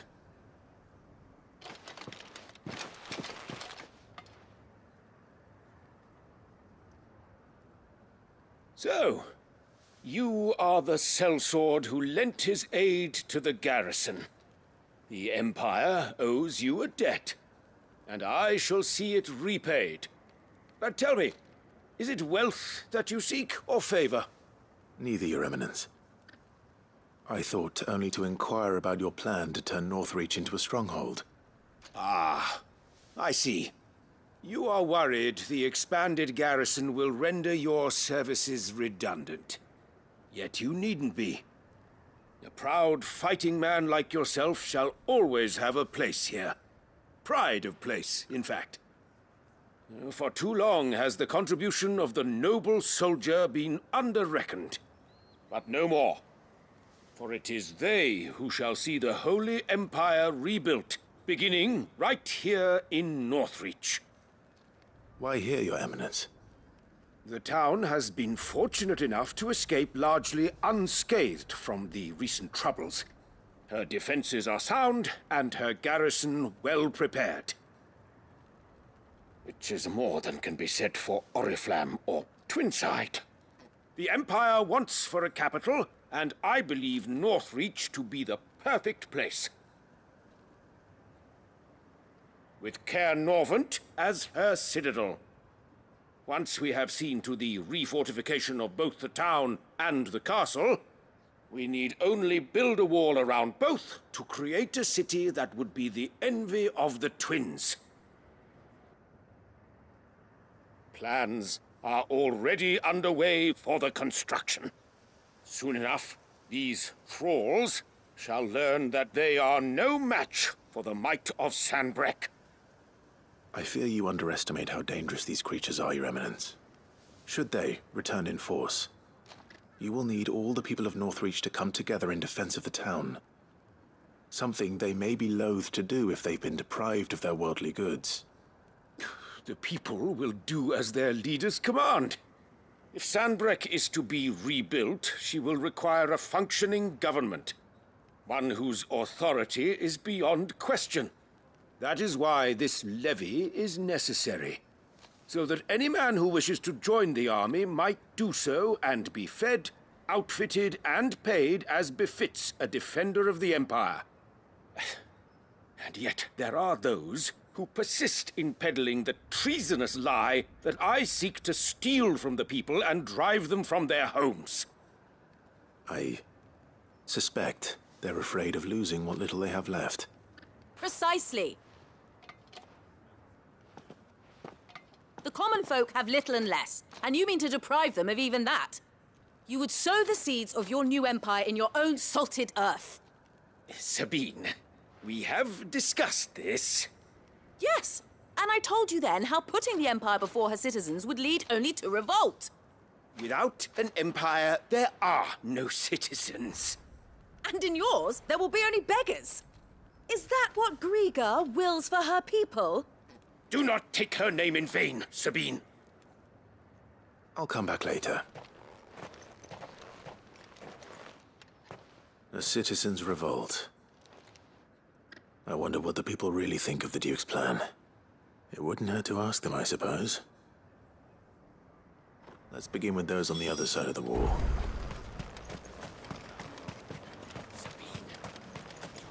Embarrassing me.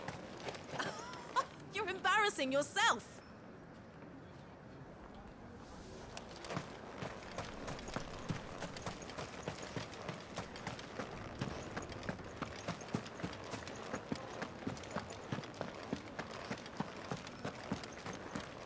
Do you think he was the only one who survived? Does it matter? He's the only one who came.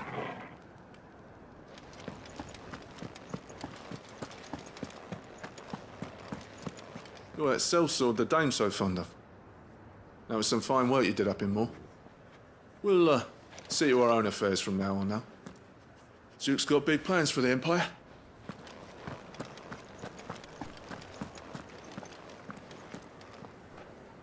All right there. What is it you're after, sir? Just your opinion, actually. I wondered what you thought of the Duke of Oriflamme. Oh, him. Not much. None of us traders do. It's thanks to nobles like him that we had to set up shop this side of the wall in the first place. Couldn't have the rabble getting any closer to the holy capital, could they? And now he's trying to drive us out completely, threatening to take everything we got from us if we don't clear off. If the dame said she wanted him run out of town, I'd be straight through that checkpoint, tar bucket in hand. The Duke might have soldiers at his beck and call, but us common folk follow the dame, and no one else. That so-called Duke is asking too much. He'll take everything we have. Aetherfladd's icons, whites and wargs. And then there's the skies. Seems to me the realm's had enough of our antics, and this is her way of finishing us off.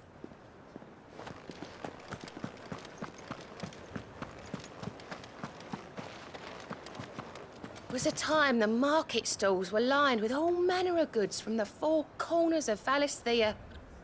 Now, we're lucky to find an unbruised pip or a decent loaf of rye.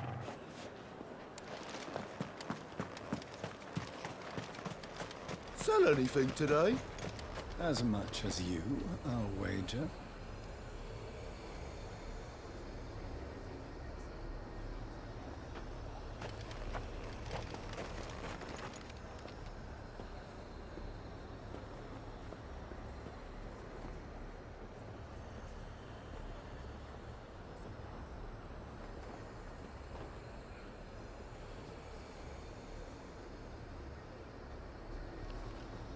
I've been hearing a lot of talk about a certain Duke. Nothing good, I'll wager. Going around acting like he owns the place. And with hardly a word to the dame. This is her town, not his.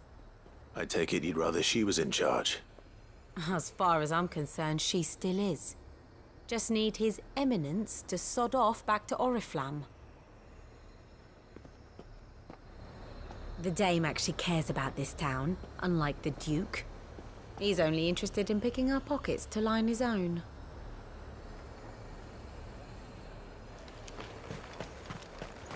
The Dominion's all but done for. Then it's lucky we stayed here.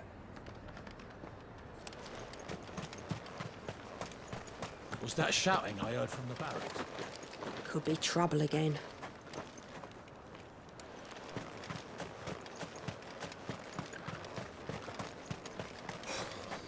And to think, I would be lying under a pile of rubble in Twinside.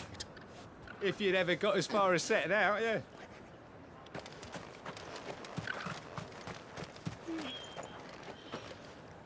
A question, if you don't mind. What do you think of the Duke of Oriflamme? Don't get me started. You build a life for yourself somewhere, only for some noble to turn up and tell you you've got to hand it all over to him. If he thinks his name and his chains give him the right to empty our purses, he's in for a rude awakening. We'll do whatever it takes to keep what's ours. Whatever it takes. Well, the people seem united enough. What about the soldiers? If he comes calling, the only thing I'm giving the Duke of Oriflamme's a piece of my mind. Maybe a smack in the gob.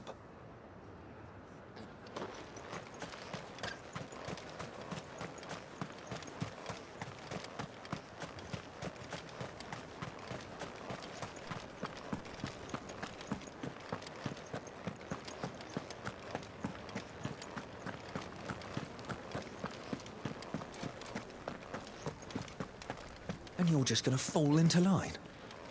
What else can I do? I'm a soldier. Excuse me, do you have a moment? I wondered if you'd mind sharing your thoughts on the Duke of Oriflamme. Well, he's made a lot of enemies coming in the way he did. But I mean, look around us. You can see the state the realm's in. The traders might not like having the screws put on them, But if they volunteered a few more of their hard-earned gil before things got bad, maybe they wouldn't have to. I think the Duke's got a point when he says rebuilding the Empire's the best way of making sure we're all protected. And if that means people who don't know one end of a sword from another have to make way for those who do, well, that's just how it goes. I mean, it'd be nice if we could all do whatever the hell we wanted and not end up being torn to shreds by a swarm of fiends. But we can't, so we've got to make sacrifices, just like the Duke of Oriflamme says. It's not only control of the garrison he wants, it's the whole of Northreach.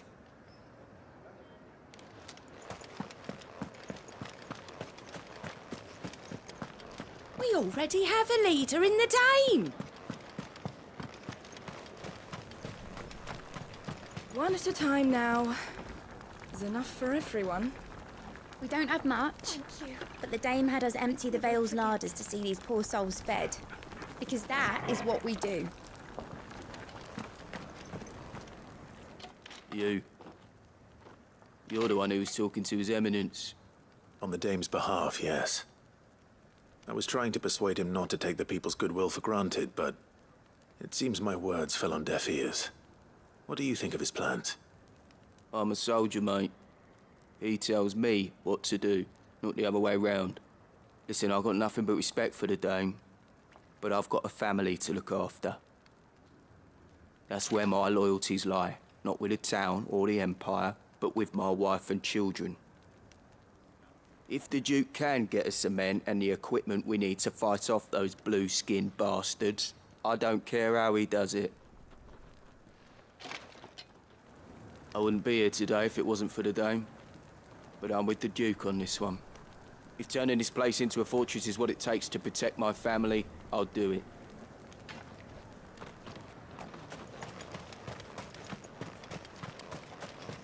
Sabine, you are embarrassing me. You're embarrassing yourself. I hear the Duke of Oriflamme plans to turn this town into some sort of fortress. Do you think that's a good idea? It's not for me to say. All I know is that unless the Emperor orders me otherwise, His Eminence's word is law. Look, no one likes all these taxes and tariffs, but empires don't come for free. Once Sanbreque is back on her feet, we'll all reap the benefits.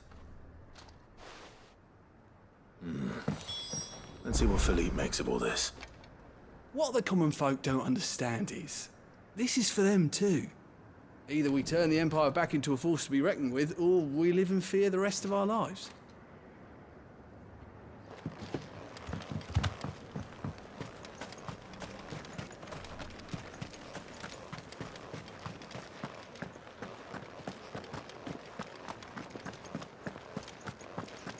Well, what do you think?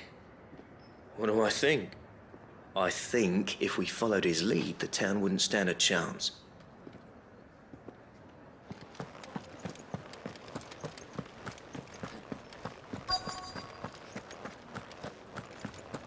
Welcome back. Wraiths give you any trouble? None worth mentioning. They're staying put for now.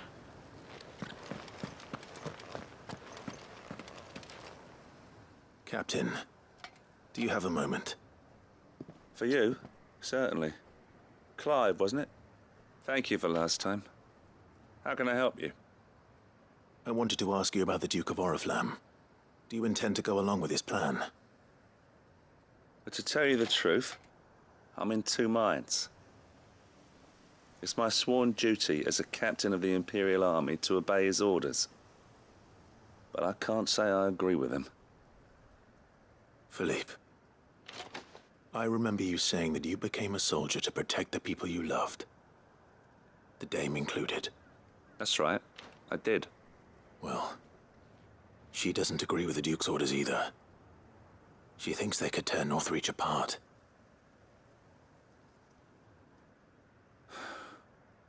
And she's probably right. Thank you, Clive. I know what I need to do now.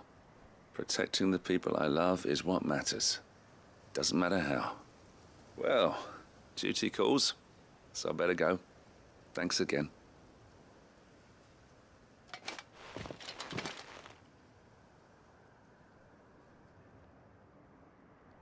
seems Philippe wants to do the right thing at least. I expect Isabel will be pleased to hear that, if nothing else.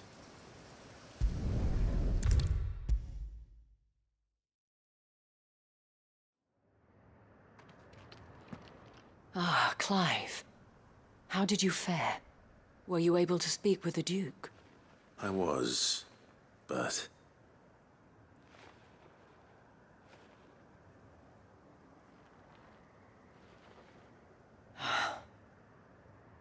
So Northreach is to be a fortress after all. Well, it will certainly help to hold back the thralls. There's no denying that. Though I doubt it will come as much consolation to the townspeople whose worldly goods are confiscated to pay for it. They deserve to be heard, Clive. To have a say in this new empire the Duke means to build. Sadly, His Eminence values their obedience more than their opinions, and hopes to reassert the authority of the state. I fear he sees the people as mere pawns on his chessboard to be sacrificed for the greater good. Needless to say, they themselves are of a different opinion, and would rather their destinies were in your hands. The soldiers, meanwhile, are content to follow their orders. And not just because of the Duke's rank, but because of his vision. I thought as much. Had I sworn to protect Sanbreque, I dare say I too would want nothing more than to see it rise from the ashes. Thank you for trying. But the battle is lost. I don't know about that.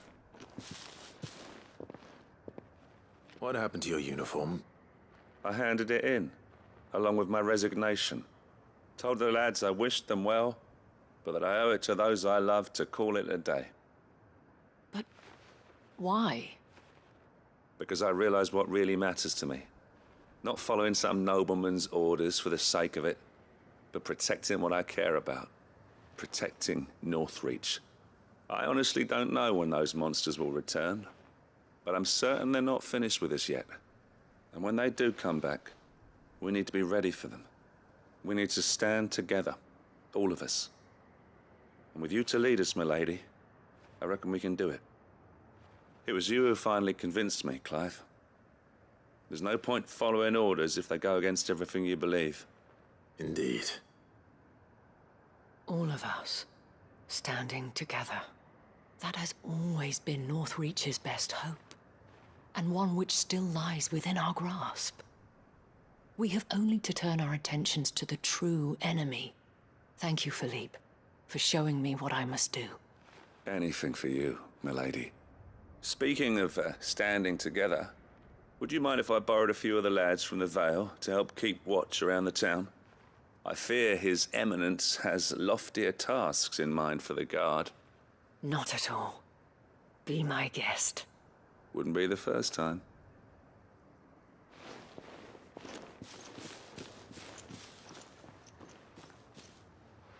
There may be hope for Northreach yet.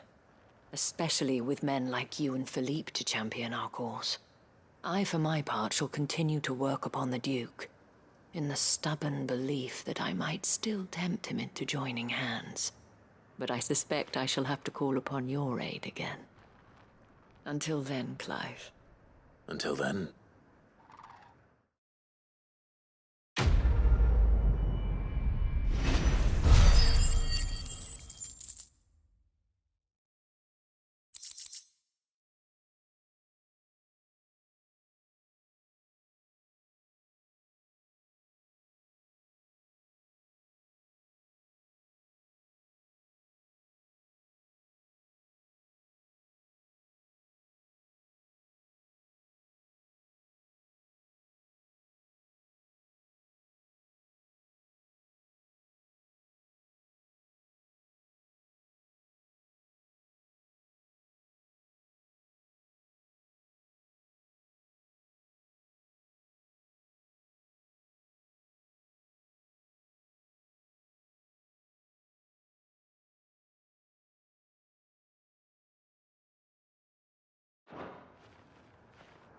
Despite my repeated advances, His Eminence has proven a difficult conquest. Fortunately, I am nothing if not persistent. But, be that as it may, I might yet need you to press the point.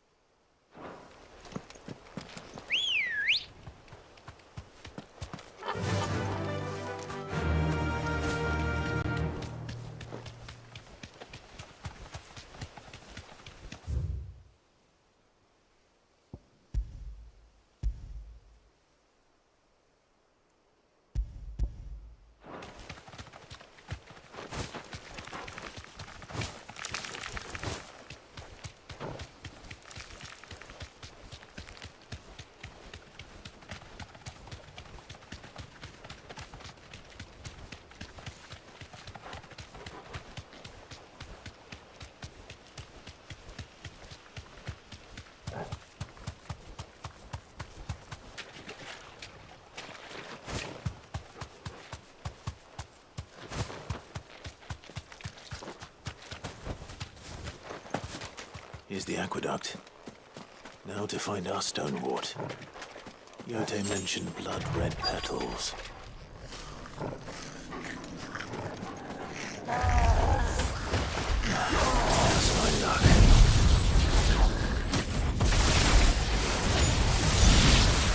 Well, I won't be picking anything till they're gone. There's only one thing for it.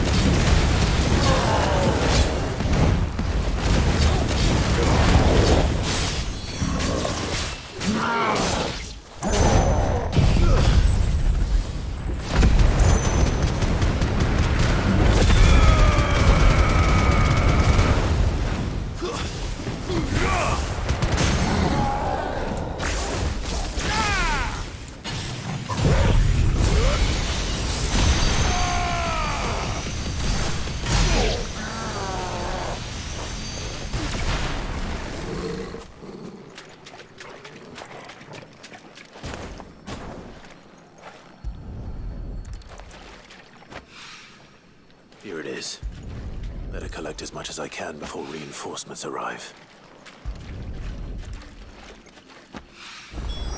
All right. That should do it. Let's get these back to Yote.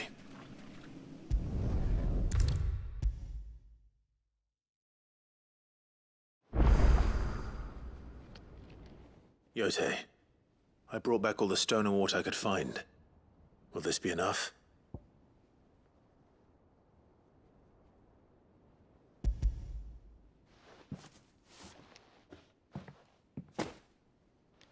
Yes, my lord. Thank you. I'm sure it will serve us until we can find another source. I'm very glad to hear it. You and His Grace are very much alike, you know. You think only of how you might help others, and never of the danger to yourselves. No more than you have minding my brother. You've risked a lot for him, and I thank you for it. I am honored that you should say so. But I beg you, my lord, do not give too much of yourself for the sake of others. We could not afford to lose you. I'll keep that in mind.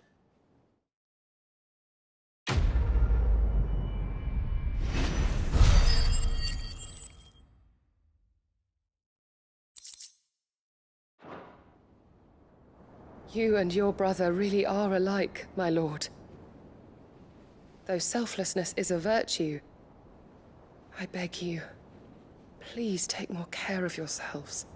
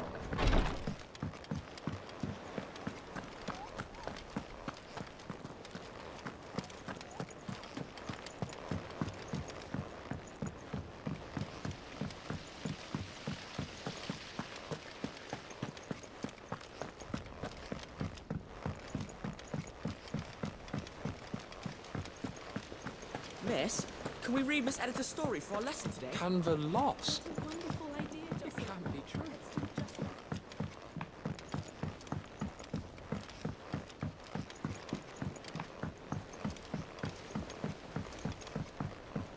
Have you tried Molly's lemon tarts? I've never had anything so delicious. Lady Karen's.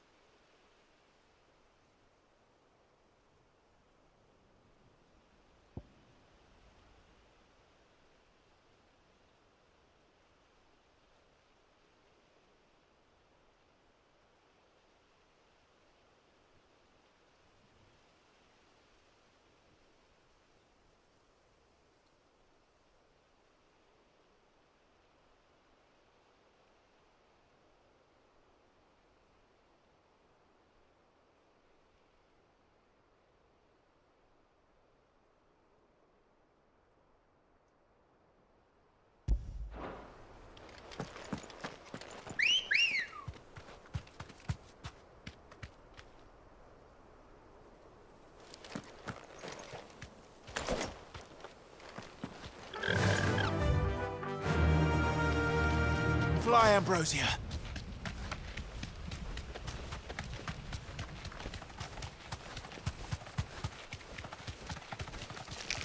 All right.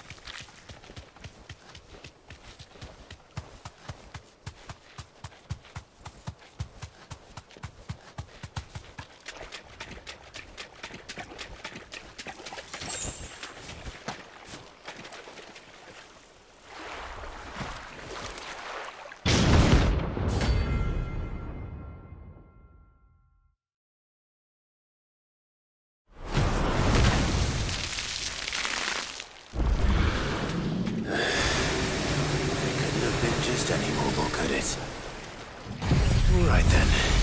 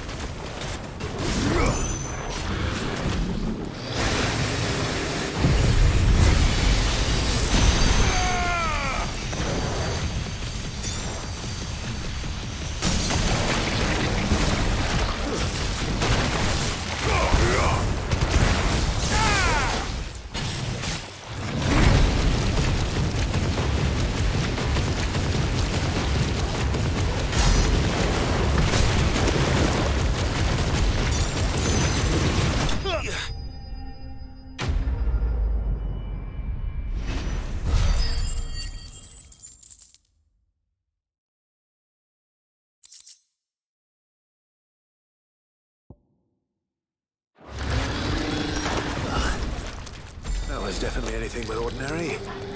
Now, let's get this vine back to the yard.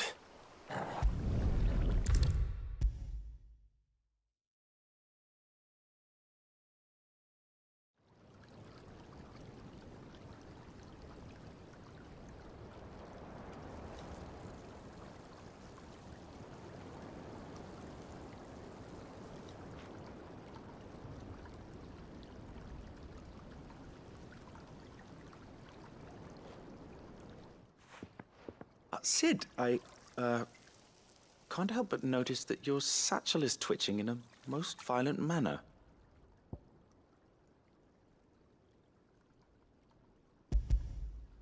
Here. It's your problem now. What an amazing specimen. The flesh positively throbs with vitality. If I can successfully graft this to the Morganbeards... When I successfully graft this to the Morganbeards, I suspect the results will be immediate. I shall begin at once.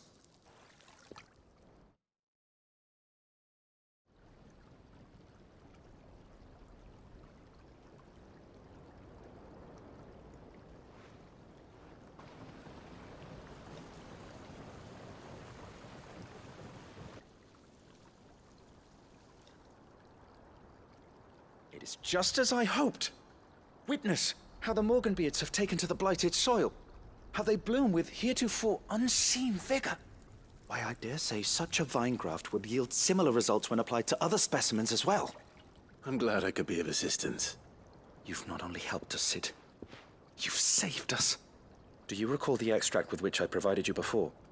I took a moment to distill some more, but this time with the petals from the invigorated Morganbeards. And would you believe? Its potency has nearly doubled. You must accept this vial as thanks for your assistance. The rest, I shall give to Taya.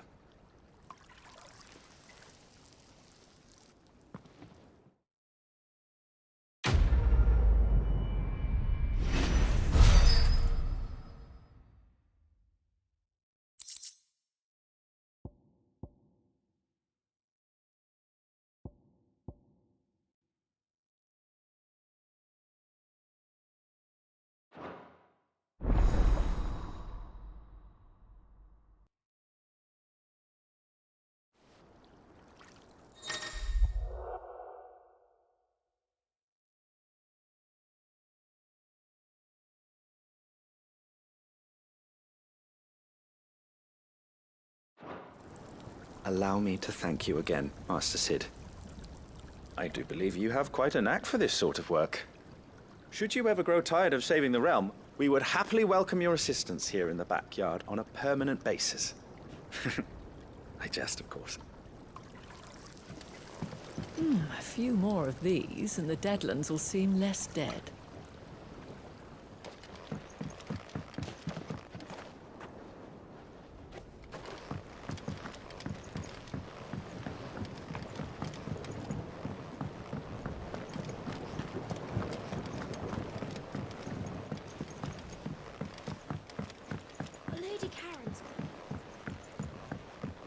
Have you tried Molly's lemon tarts?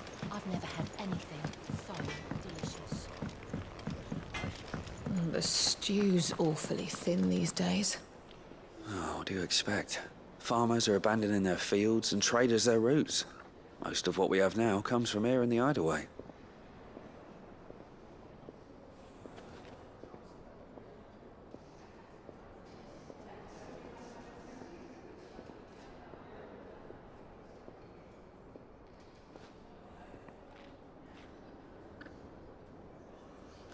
Oh, don't tell me we've run out of papio nuts and all.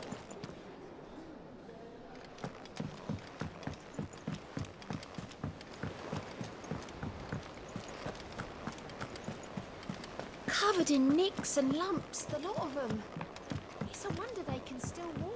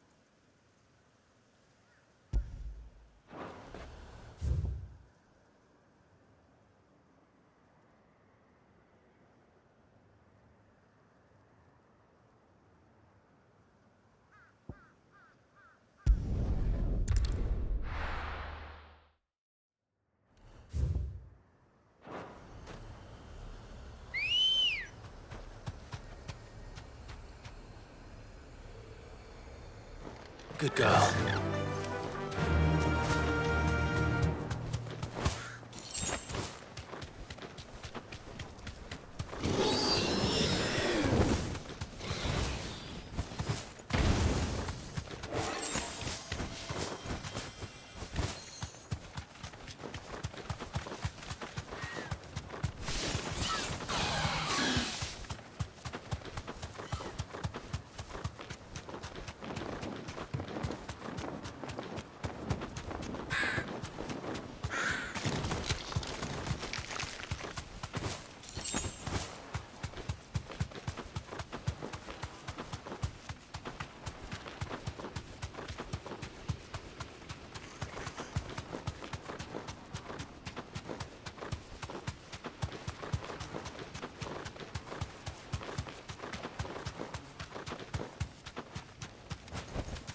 Be safe.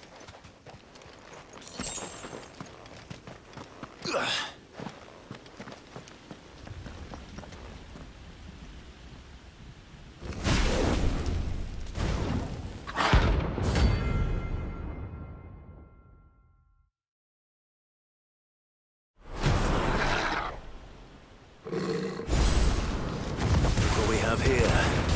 Greetings, Your Majesty.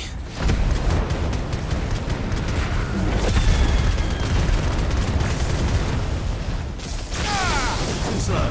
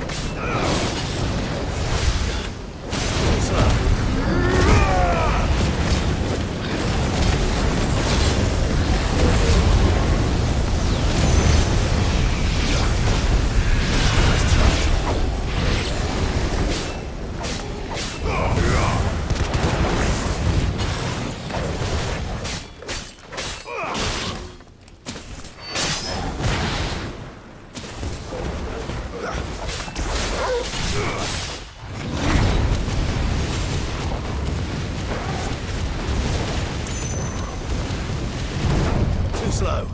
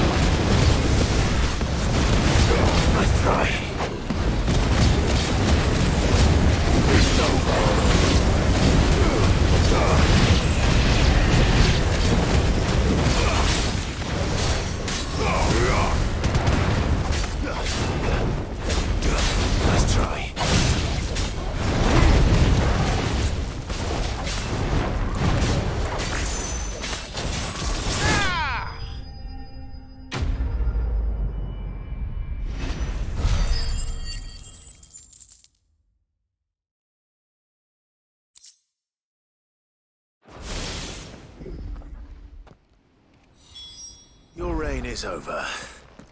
Now to collect the ash. I should... This looks like the stuff. Let's see if there's any more.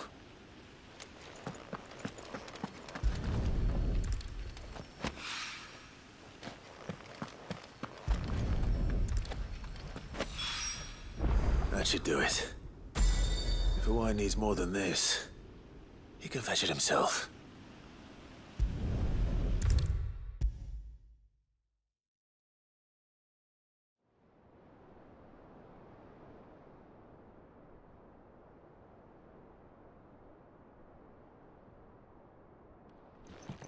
All right there, Sid?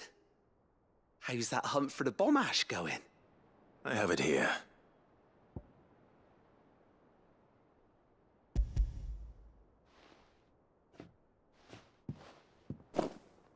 That's the stuff. And plenty of it, too. Enough to keep the alembic bubbling away for a good old while. You're a gent, Sid. Let nothing say otherwise. Right then, let's get this contraption up and running.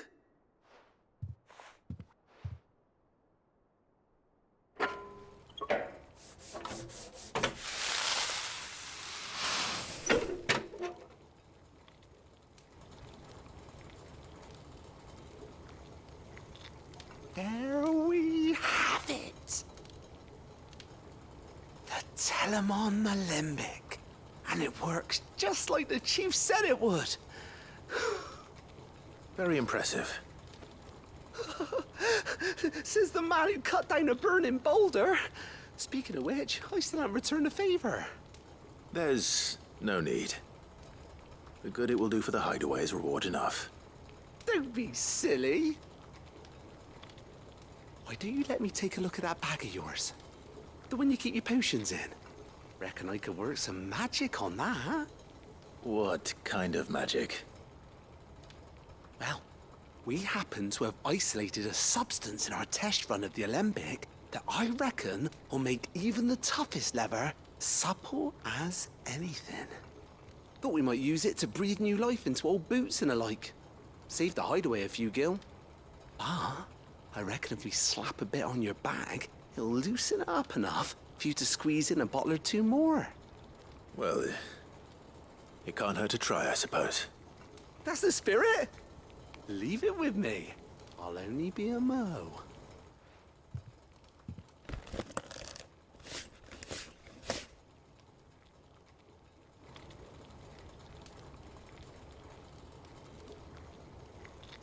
Well, what do you reckon? It certainly feels more flexible. Right? Told you. Thank you. I think. No. Thank you for supporting Mid and the rest of us in our endeavors. Without you, we'd never have been able to discover wonders like that stuff I rubbed on your bag. And I'm telling you, there's plenty more where that came from.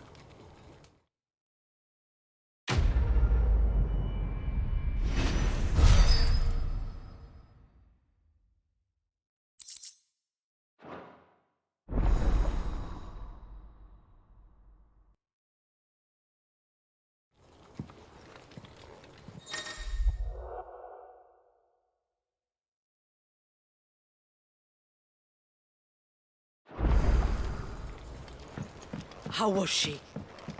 The Enterprise, I mean.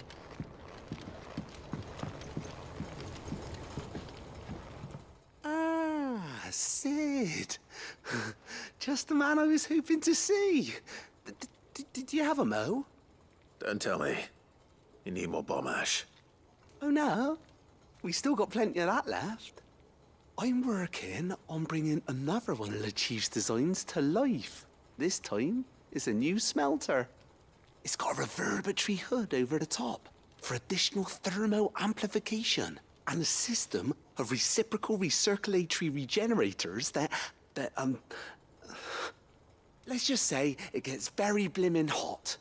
A heck of a lot hotter than anything Blackthorn's got in his forge, that's for certain. Only mithril engines get hotter, and you can't chuck ore in one of them and get metal out the other end. Trouble is, we won't be able to make out of any old rubbish, neither. We need the good stuff. And I hear you once helped Helena get her hands on exactly that. Any chance you could help me too?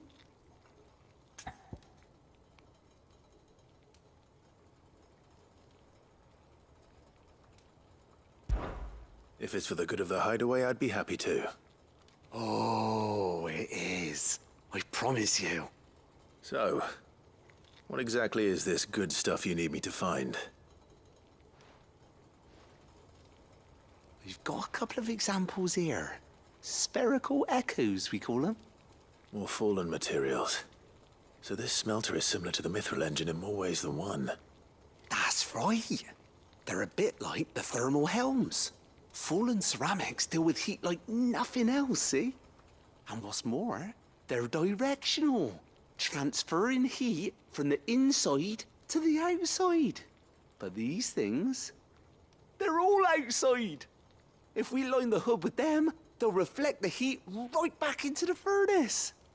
We've collected as many as we can, and I know where we can get the rest. Trouble is, they're all watched over by their bigger, uglier cousins. So you want me to visit some ruins, destroy some echoes, and bring back the spheres they're guarding? That's it in a nutshell, yeah. We're only 3 short, mind. And we know exactly where they are.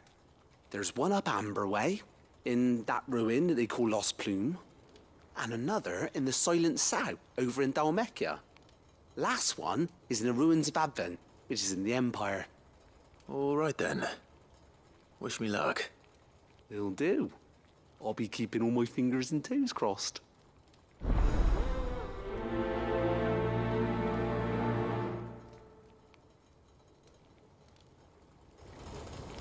Can't say I've ever been to the Silent Sound myself.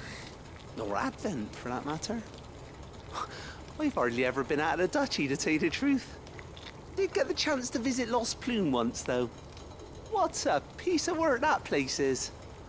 Would have stuck around to study the relics more. If half of them hadn't been trying to blimmin' kill me.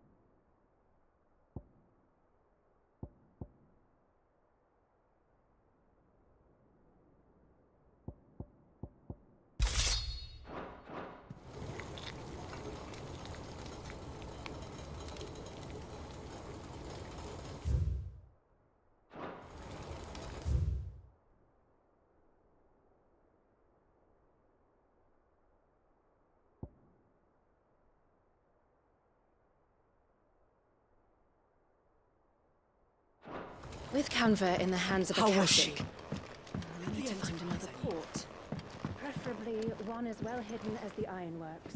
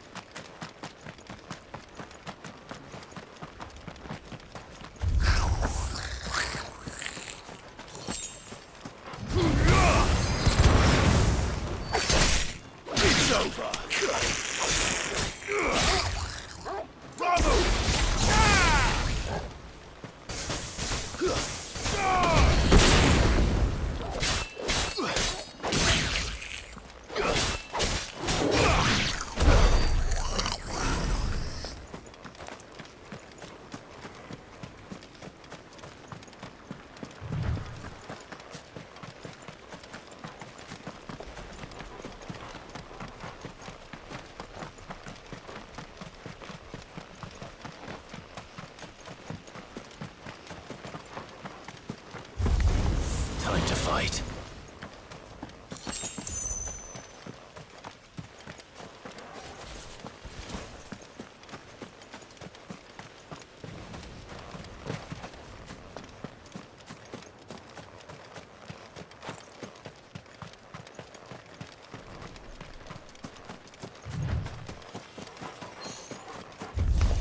All right.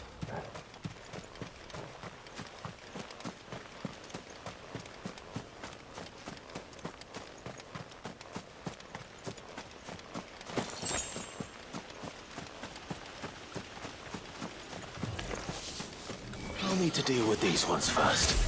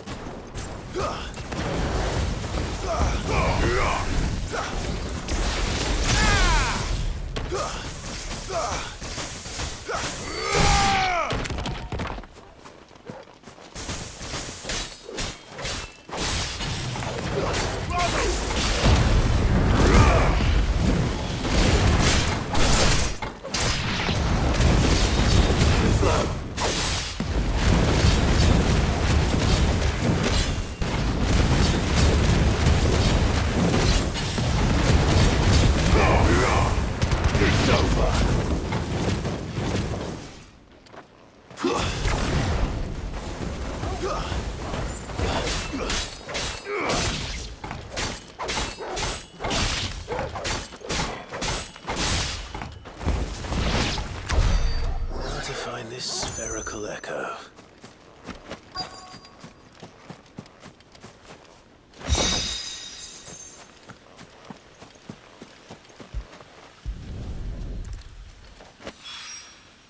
This is it. Right then. Just two more to find.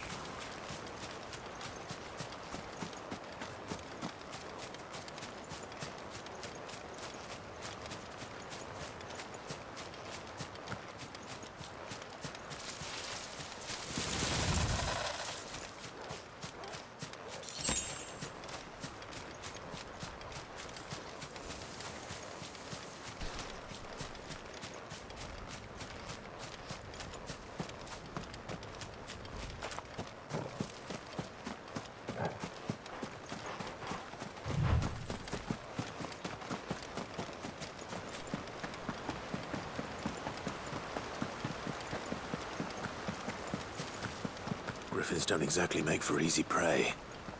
Let's hope our craftsman hasn't bitten off more than he can chew. Sid, it's good to see a friendly face for once.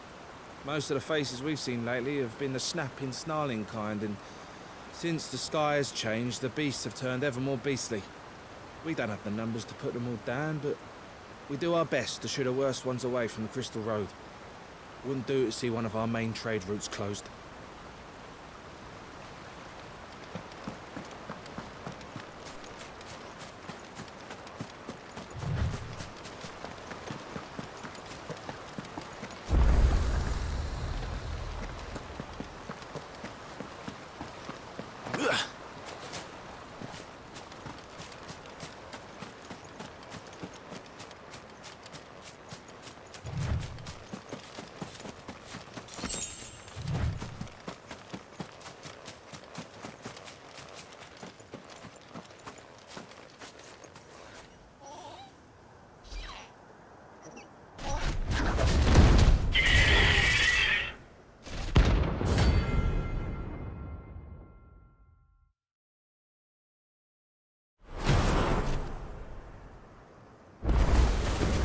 Another work will have to wait.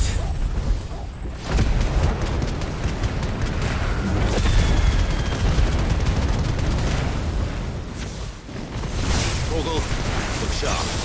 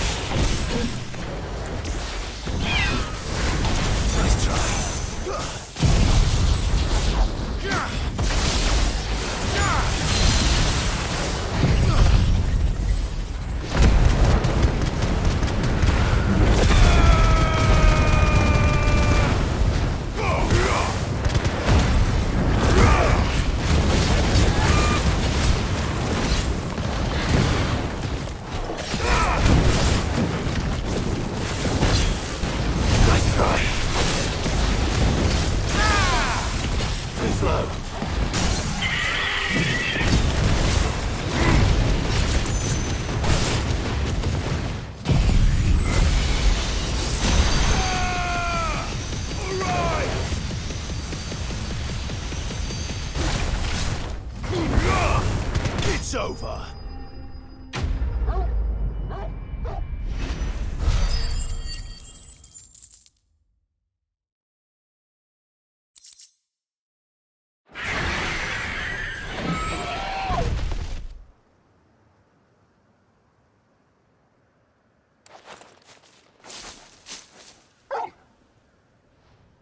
Is something there, boy?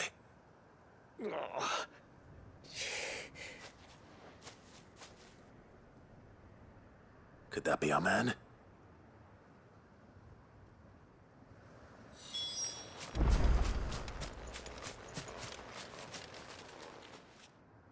Are you all right? Dare say I'll survive. That griffin caught me before I could get an arrow off. Must have lost sight of me in the grass, though. I'd be dead if it hadn't. More likely than not. The name's Camille. I'm a lowly leather worker, if you couldn't tell by the smell of me. Not so lowly from what I hear. Do you remember selling to a merchant by the name of Karen? She's not an easy woman to forget. Bought a cuirass from me after I lost my buyer. Quite taken with my work, as far as I recall. Didn't stop her bartering me down to a pittance, though. She sent you for a refund? It's not her who sent me.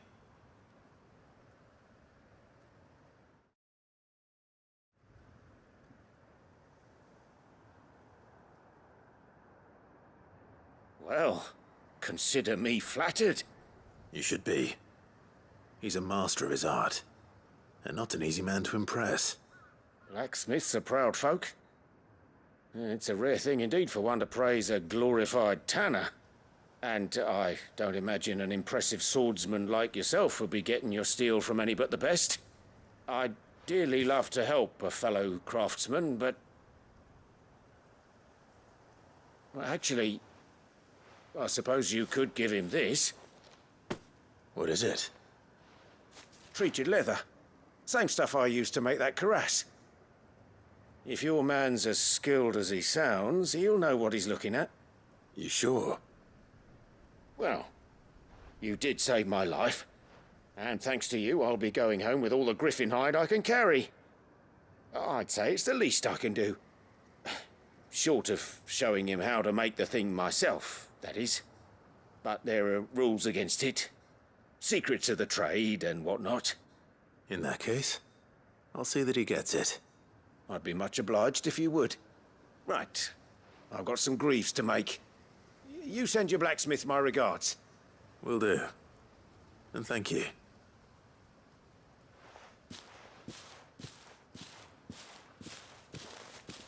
Hopefully this will sweeten Blackthorn's mood.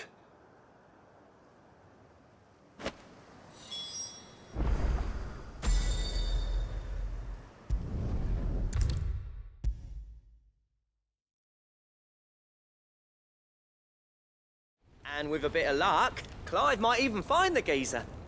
Bloody busybodies, the both of you. How'd it go, Clive? Did you find him, or does the hunt continue? I found him.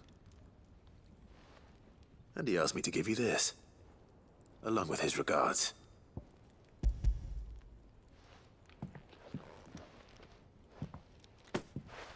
You're joking.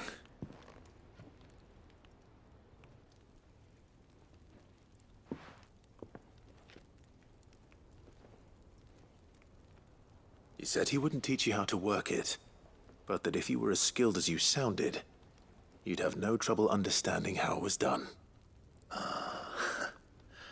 So that's his secret. Crafty bastard. He's layered and cross-grained it.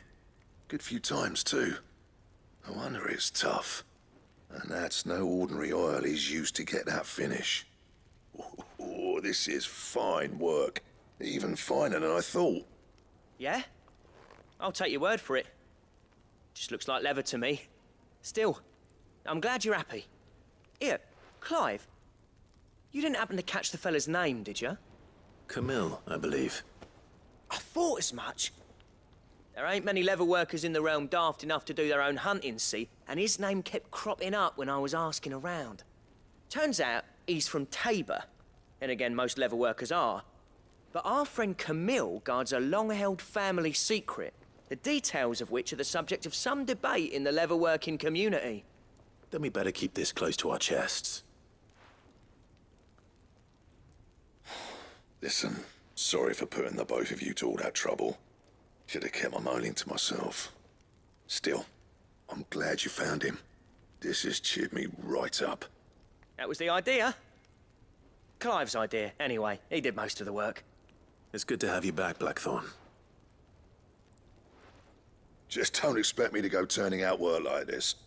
There's a reason he does his own hunting. He knows exactly what hides to look for. And that's how he gets them to layer up so nicely. And don't get me started on how much oiling this leather would need. But I reckon I can make something about as good. Something a curse-breaker will have no trouble caring for. Anyway, enough nattering. I've got work to be getting on with.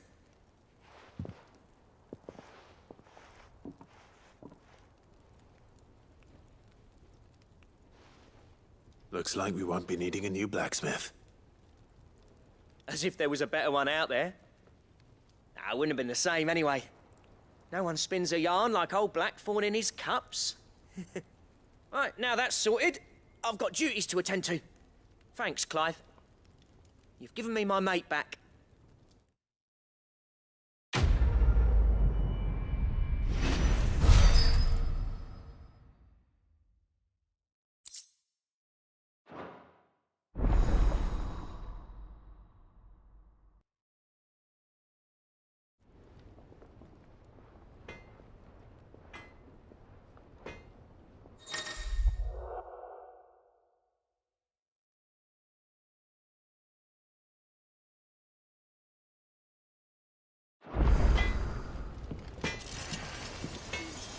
Trouble with your gear, or... something falling, do you?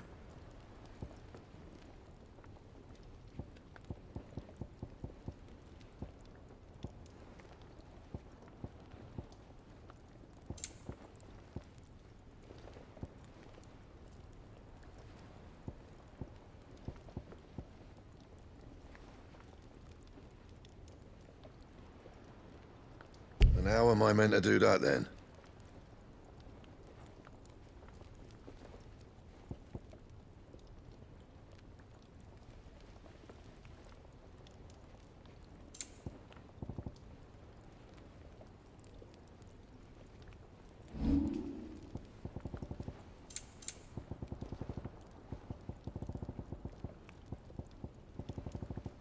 Anything else?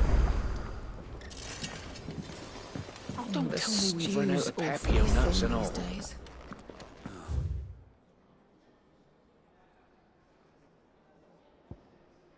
Expect. Farmers are abandoning their fields and traders their routes.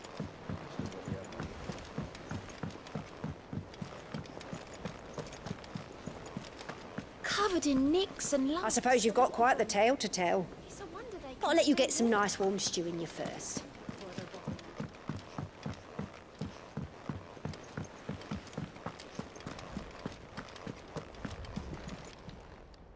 Oh, I wasn't expecting you back so soon. Here's everything we've received and everything promised.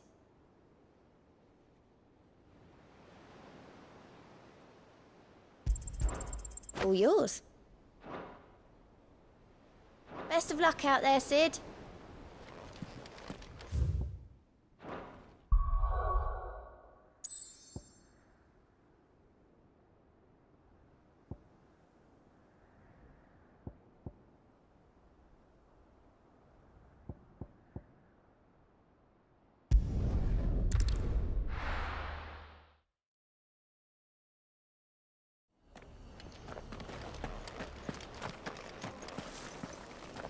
The Guardians of the Flame were true friends to the rest.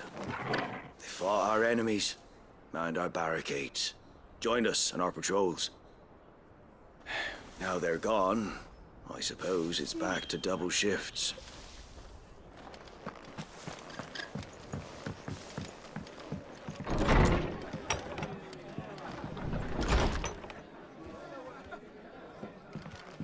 Can't say it wasn't a relief to see the better part of the Guardians finally taking their leave.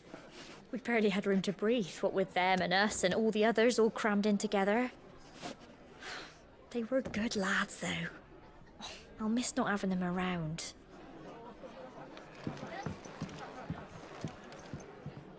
Ah, Clive, I was just about to send for you. I'd like you to take something to Sir Wade up in Eastpool. Seeds for planting. Thought it was about time they started growing their own food. I'll keep providing them with whatever they need in the meantime, of course. But if Eastpool's going to survive, it's got to be able to fend for itself. As of those poor bearers. They've lived their whole lives in servitude, but now they're their own masters. Small wonder they ain't got the foggiest how to provide for themselves. So it's up to us to teach them. And if you're wondering why you, well, the wagoneers taking supplies up that way have been coming back with more and more reports of Akashic around the village of late. Sir Wade's putting a brave face on it, but I think even he's starting to worry. And if he's likely to share those concerns with anyone, it's you. right. Thanks. Wouldn't ask if I didn't have to. There. That should be enough to keep him in Gazal Greens for a few years at least. Gazal Greens. Not the most mouth-watering crop, I'll admit. But they're hardy, they grow fast, and they fill a hole. Better that than something that'll wither away at first frost. And chocobos love 'em too, which is no small thing. When I say all of us need to pull together to get Eastpool back on its feet, I mean all of us. They ain't exactly succulent, but cook 'em right and they're just about bearable. I'll take your word for it. Anyway, Sir Wade'll know what to do with them. And if he don't, well, I'll go up there and show him myself. I'm sure you will.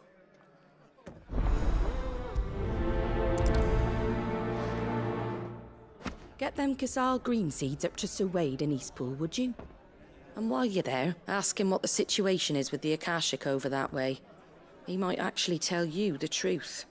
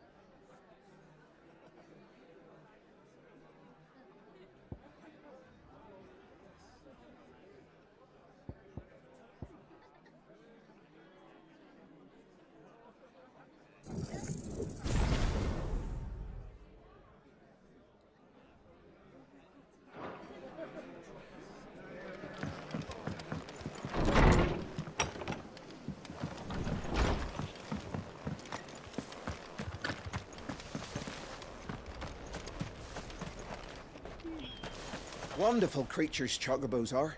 They're fast, strong, loyal, and best of all, they won't balk if you point them into the belly of a flood.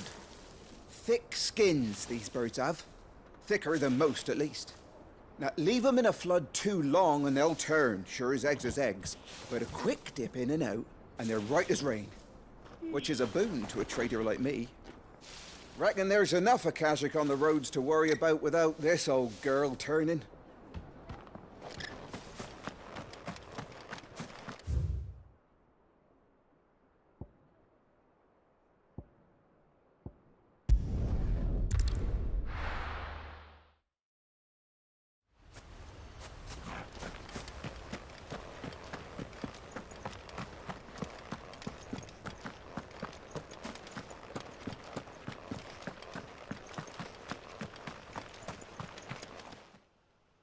Ah, Lord Rossfield. What brings you to Eastpool? A delivery from Martha.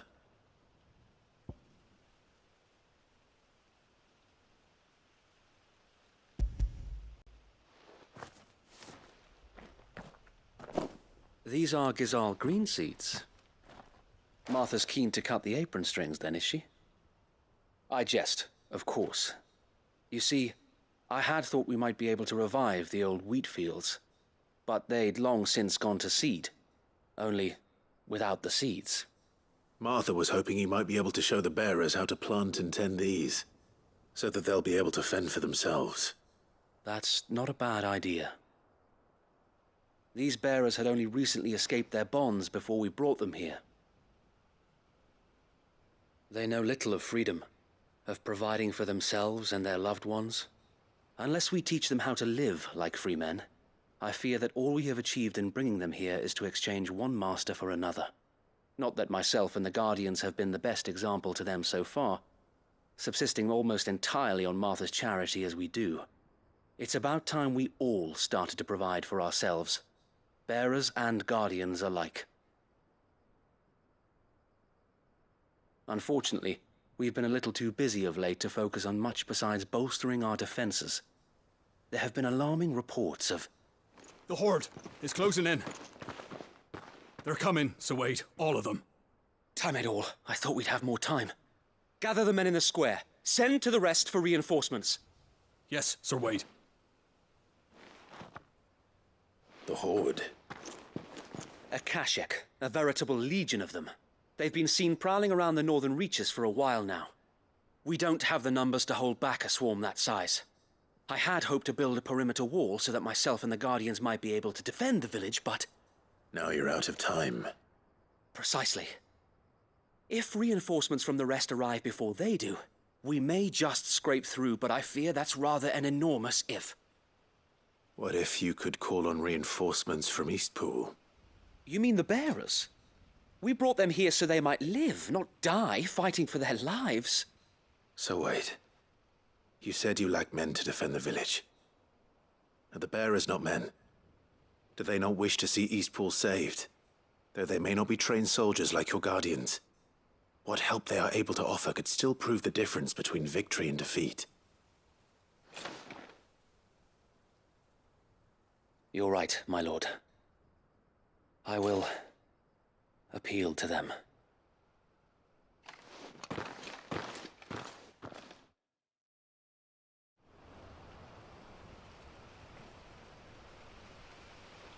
My friends, I humbly beg your aid. We Guardians are few and our enemies many. But I swear we can defeat them with you at our side. You would send us to the slaughter, to serve as bait for those fiends so that you and your men might be spared. And to think we trusted you. Say what you will, a home is not worth dying for. But it is worth fighting for. Sir Wade fights to give you lot a chance. Just like I do. Just like Sid does. We all wanted to give you a home where you could be free. And you got one, didn't you? This place, Eastpool. This is your village. Your home. And if you don't fight to protect what's yours, you'll lose it. You know I'm right. This world wants to take everything from you. Everything. Your homes, your freedom, your very lives. So then, are you going to stand by and let that happen to you?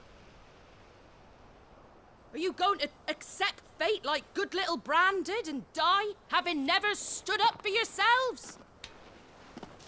Or will you fight like free men and women?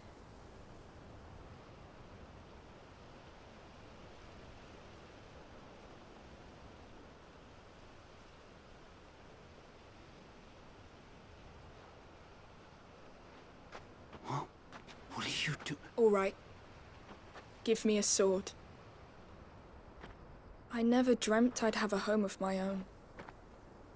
And now that I have, I don't want to lose it. I will protect what's mine, or die trying. We all will. Free men and women, fighting together.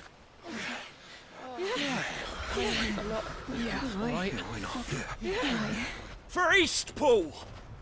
For Eastpool!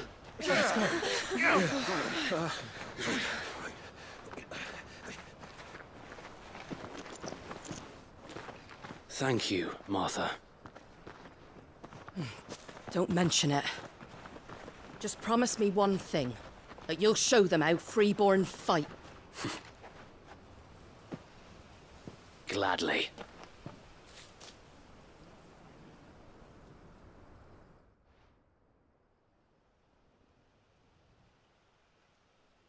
Well, if it was numbers you were lacking, you certainly won't be now. Thanks to you. Me? Oh, I just love the sound of my own voice. Lord Rossfield, my lady, we're ready. So what's the plan of action? We'll divide our forces into several small detachments, each made up of guardians, bearers, and guards from the rest. These will position themselves at strategic points around the village. Upon engaging with the Akashic, each detachment will keep the creatures occupied as best they can, steadily retreating all the while. You're going to lure them into the village? I am. We will have neither the time nor the resources to treat the wounded, so injuries must be avoided at all costs. Instead, we will focus purely on defense at first. By coordinating our withdrawal through the use of messengers drawn from among the bearers, we will aim to have the swarm converge at a point of our choosing. With luck, that point will be the village square, the perfect place for our most able warriors to surround them and fall upon them, and for you and I to finish them off. A sound plan, but one that'll require a leader with a cool head and strong nerves to coordinate the retreat. I'd say you have both in abundance, Await, but you'll be needed. Please, leave the last of the fighting to me. Ha! And let you have all the glory. Sir Wade! They're here! Then you know what you must do. We work together, everyone playing their part, each shielding the other that no man might fall, that Eastpool might live on. For Rosaria!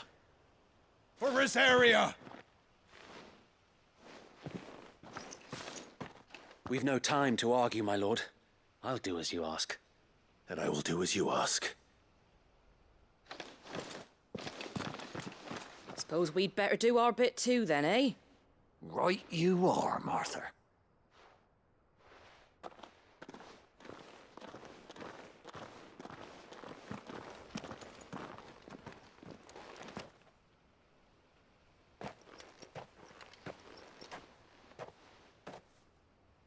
The calm before the storm.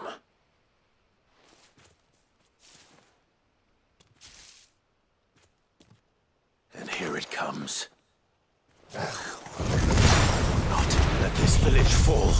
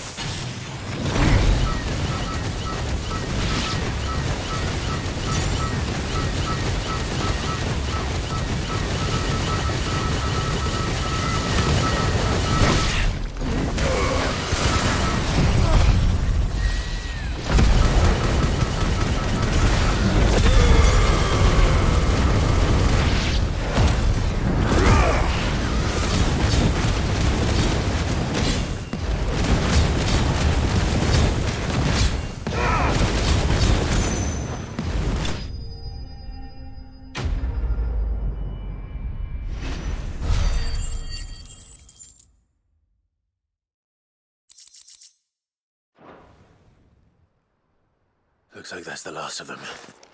Lord Rossfield! Change of plan! What is it? Owl from the rest. An Akashic curl's been sighted on Rhiannon's ride and is headed in their direction. Well, the better half of her guard is here. So wait, how many Akashic remain in East Pool? Hard to say. My men are still facing some resistance, but I think the worst is behind us. I could order a detachment or two to fall back and... No. Let them finish the job. You stay here too, Sir Wade. Your men need you. I'll go after the curl. Join me only when East Pool is won. If you're sure, my lord.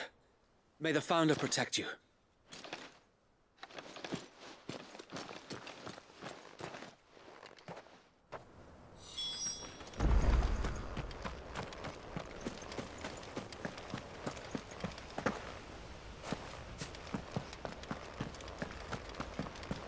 Next one's mine. I might not...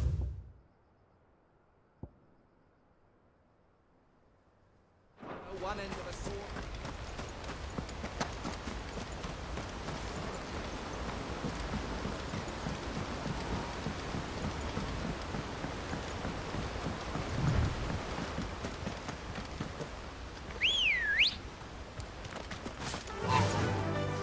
Fly, Ambrosia.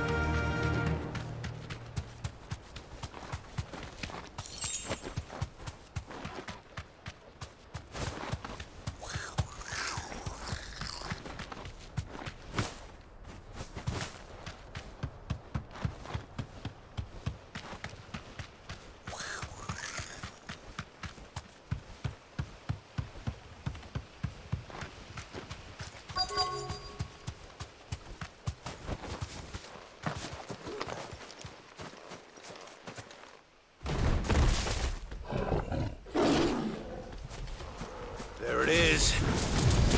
With me, Torgal.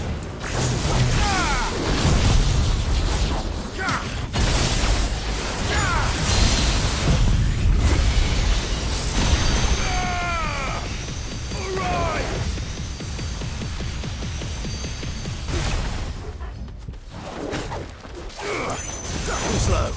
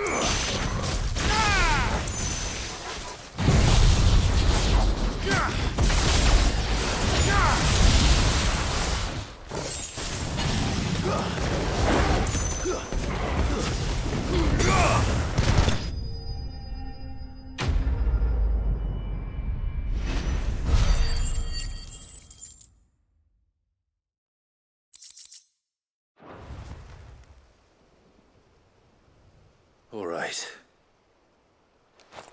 Back to East Pool.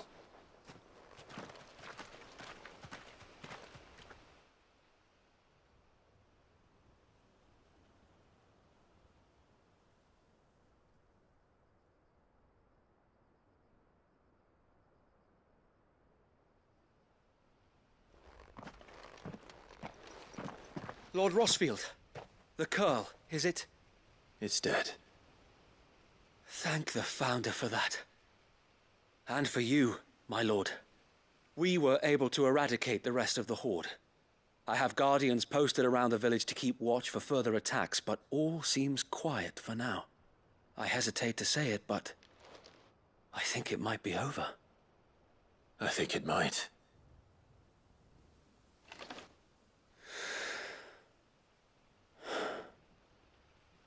We did it. We saved Eastpool. Thank you, my friends. Thank you. No, Sir Wade. It's us who should be thanking you. You brought us together. Showed us what it means to fight for what you hold dear. We never had nothing to call our own before. We didn't know what it meant to protect it, but now we do. We really do. Forgive us, Sir Wade. You and your people saved us, and still we doubted you. But there's no doubt in my mind anymore. We're free men now, so we have to start acting like it. We have to fight to protect what's ours, to protect Eastpool. And we shall.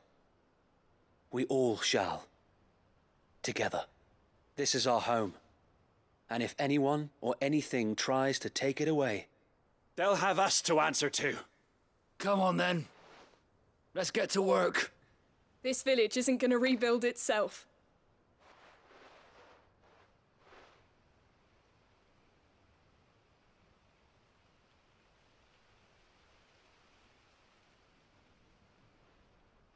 They're not slaves anymore. No. They're Rosarians. Your father took pity on the bearer's plight, and I believe if he was still with us today, this is what he would have wanted. I believe you might be right. I shall remain here, my lord, and do what I can to help rebuild the village. After all, this is my home now too. And I could hardly call myself an Eastpoolian if I didn't pull my weight. I think you'll find it's Eastpudlian, Sir Wade. But you should be proud all the same. I'll have to pull my weight too. Can't have the rest getting outclassed. Speaking of which, I ought to be getting back. Can we continue to count on your support, Martha? Of course, and I'd be counting on yours too. Us Rosarians have got to stick together, haven't we? Indeed we have. And Clive, come by the Golden Stables when you get the chance. I ain't paid you for delivering them seeds yet. All right. I will.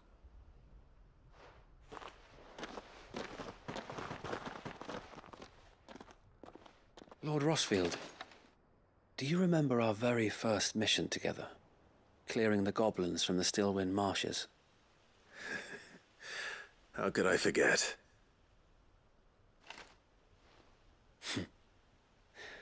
There's one sight that I shall never forget. You, facing off against that giant Morble. Not a trace of fear on your face. Since that day, there have been more than a few times when I felt like giving up. When the odds seemed so stacked in the enemy's favor, I thought I may as well just lay down my sword and surrender. But every time I would think back to the look in your eyes that day and remember what it means to be a shield. Know that whatever trials Eastpool may face, I shall never lose courage. Thanks to you. So Wade, you have always been a true shield. I know that Eastpool, and indeed all of Rosaria, will be safe in your hands. Thank you, my lord. I know the rest of the world will be safe in yours. I'll do my best.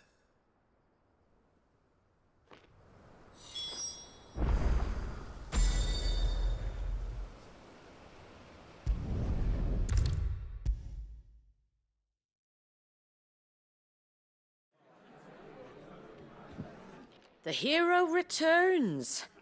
It's lucky you came by when you did, eh? Not only did my seeds get delivered, but you went and saved Eastpool and all. I just did what I could. And it's only right that you get rewarded for it. Take it before I change my mind. Thank you, Martha. So, Eastpool's finally back on its feet again. And a home to free bearers. Who'd have thought we'd see the day, eh? Well, it was your idea. I know that, but I never stopped to think what it would mean. Bearers in charge of themselves, thinking for themselves, working for themselves. Like your hideaway, but not even hidden away. Though I suppose the rest ain't much different nowadays. You know, bearers living free like that reminds me of when I first met Sid. Loath as I am to recall that particular day. I take it you didn't always see eye to eye. What happened? Well, if you really want to know, I started doing what I do long before I met Sid. In fact, that's how I met him. Or at least how he came to meet me. He showed up at the stables one day, asking questions about who'd been buying up bearers. Founder knows what he thought I was doing with them. Running a hunt, poking around in their innards. Something awful, anyway. Me, I thought he was a new constable. Thought the game was up. But somehow we both managed to work out what each other was about. And before I knew it, the cheeky arse was rattling on at me about how I was doing it all wrong. After all my hard work. Told me I was giving them relief, but not freedom. That my bearers were still dying as slaves. Got right under my skin, it did. Told him if he didn't like it, he could bugger off and report me to the garrison. And you know what he did? He smiled. And then he laughed. And then I did the same. We made a pact that day, that whenever one of us was in need, the other would always be there for him. And you were? Well, we both wanted the same thing. To make life better for bearers. Just like your dad. Do you know I was born right around the time Elwyn became Archduke? Growing up, I saw how he tried to change things. He certainly didn't lack for ambition, that one. Indeed. But the loftier one's ambitions, the harder they are to achieve. Which is why those of us who follow in their footsteps need to finish what people like Sid and my father started. Suppose you're right, aye. And if we don't manage it, there's always them who come after us. Good thing we've got a few half-decent sorts waiting in the wings, eh? It's almost enough to give you a little bit of hope. Just a little. Anyway, enough nattering. Better get back to work. Let's see about making everyone some dinner, shall we? The least the folks who saved Eastpool deserve is a hot meal. And you and me ain't gonna save the world on an empty stomach neither. That sounds like a wonderful idea.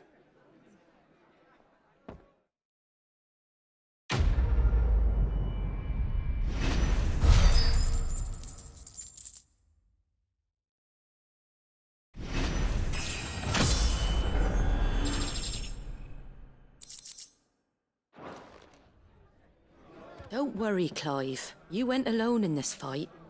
Whenever you find yourself in need, be it of money, men, or a bowl of hot stew, the stable's door is always open.